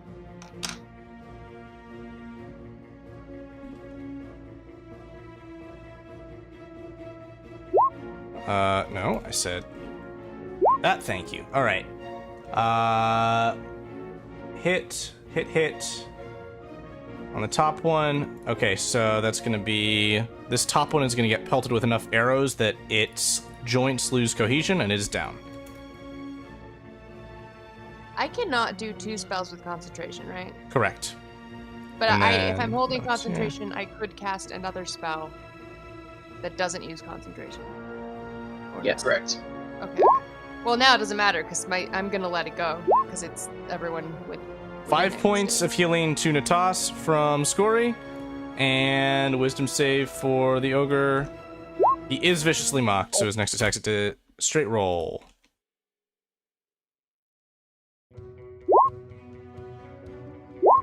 There's the attacks against Natas. This one is Was going to it come for 15? Gweyhir. Was it a 15 or a 21? 22. Because the first Or attack's an 22. 18, then it's a 22. I thought you said he got viciously mocked. Yep, first attack was rolled straight. Oh. Okay. Yep. Good. Okay, Gweyhir, 19 hit for 15. You're up. I'm gonna use Noxious City's Laughter on this guy again. You got it. Well, he's incapacitated. And I'm gonna use Bardic Inspiration on myself. Run.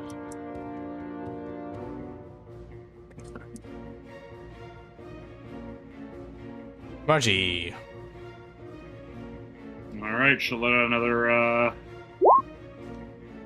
blast. Oh, low damage. Hit exactly.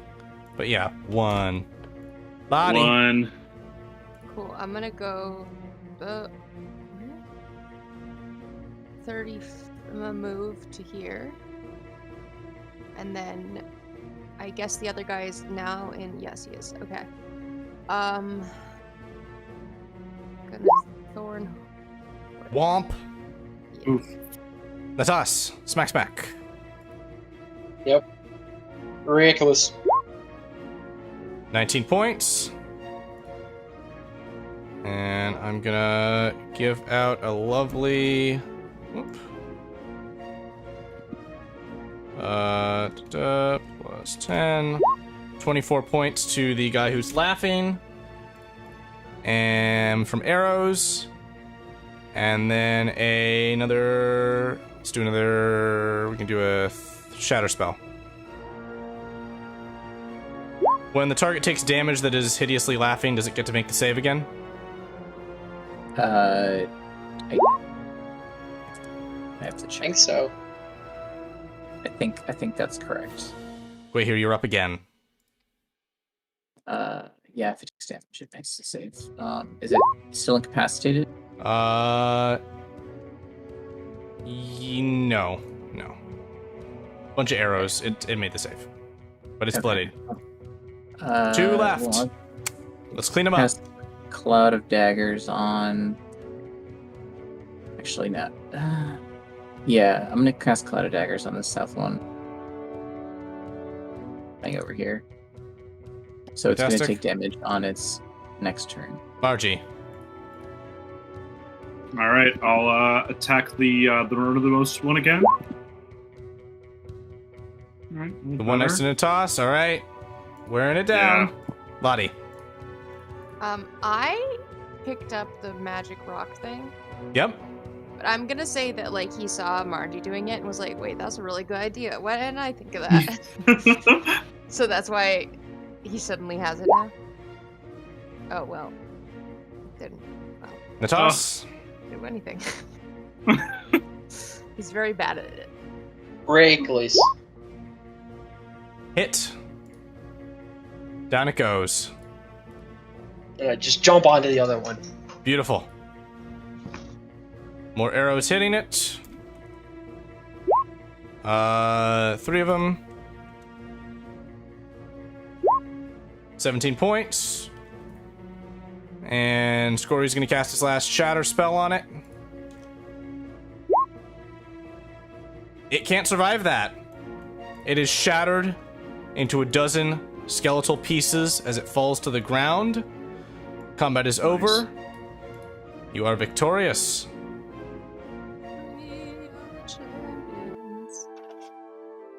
And there is great rejoicing as cheers fill the air from the Wayfarers. Yes, we did it! Lots of skipping, I'm assuming. Oh, certainly. Coming together, and Scory will approach you and say, "Thank you all for your role in defending our people. I don't think we would have done it without you. Are you all right? Here, let me help you with any wounds you have." He'll do a healing word for Natas for 6. I think Lati Gweyhir would, for like, 3. push Margie, or Margie's fine now. Never mind. Oh yeah. He'll clap his hands together and say, "Well, let's return to our closest campsite. Let's all rejoice in a celebration, in thanks, as we move around and collect some blood samples and figure out exactly which descendant we need to get into this tomb."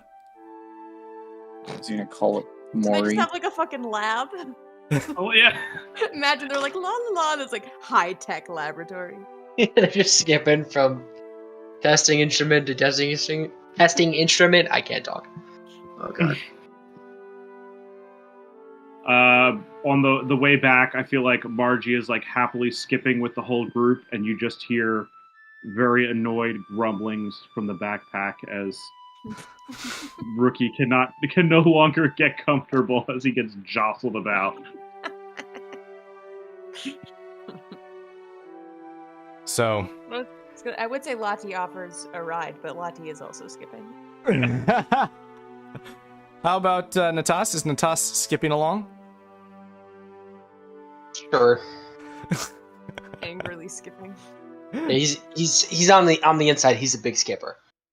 And Gweyhir? Mm-hmm.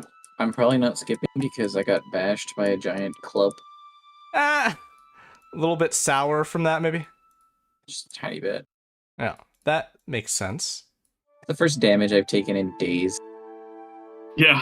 Oh man, woe is you. I know. Costco's like skipping past her. She's just like, you're a really grumpy old lady. Just keep Look. skipping along. Yeah, just doesn't give you time to respond. The person who flips you off and drives past you on the merit. So here you are at the Wayfarer settlement as they are going Flipped through. off by Natas twice today. They are going through This the is efforts to official. find who they need to find. Scory will say, "Come! Come over. Let us celebrate and thank. Skipping, skipping, skipping, skipping. It says, musicians, let's begin.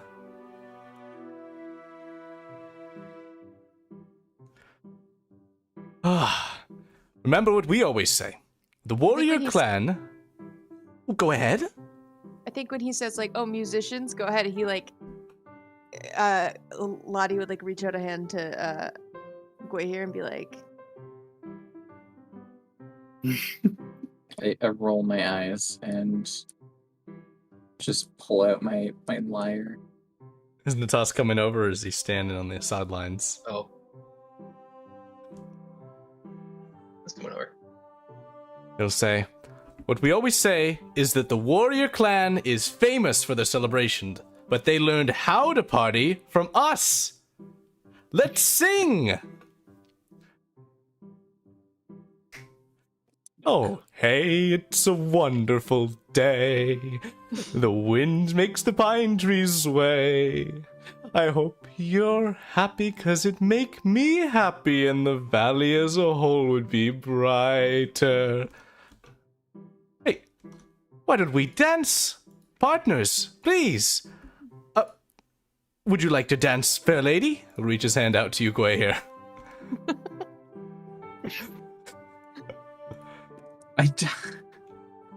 Fine. Then make a performance check, please. If iPhones were a thing, we'd all be filming it. Yeah. Mm-hmm. A Wayfarer man is going to approach you, Natas, and say, would you like to dance? Fuck it. Just A woman approaches you, Lottie, and says, would you like to dance? I would be honored. Pull out my thing. And Marjie, a man approaches you and asks, would you like to dance? She just kind of gives a dumb grin and like nods her head. And so... Oh, performance. He's Oh, just poor Lottie. stomping just- everywhere. Performance checks, please. Dancers.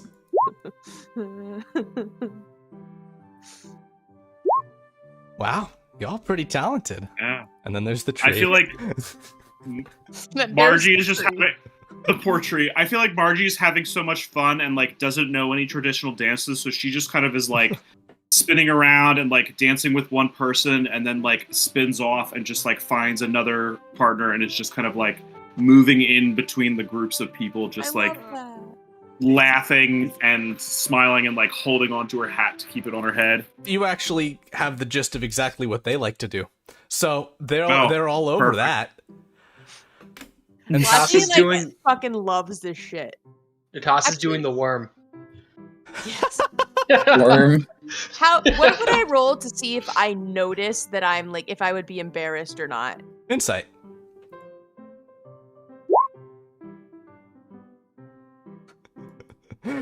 So I guess I like start dancing and then notice everyone and then get like, and then I'm like, do a really clumsy bow and like step off to the side to like what the lady I was dancing these with. two take you by the arms Lottie. and pull you out to try and dance again.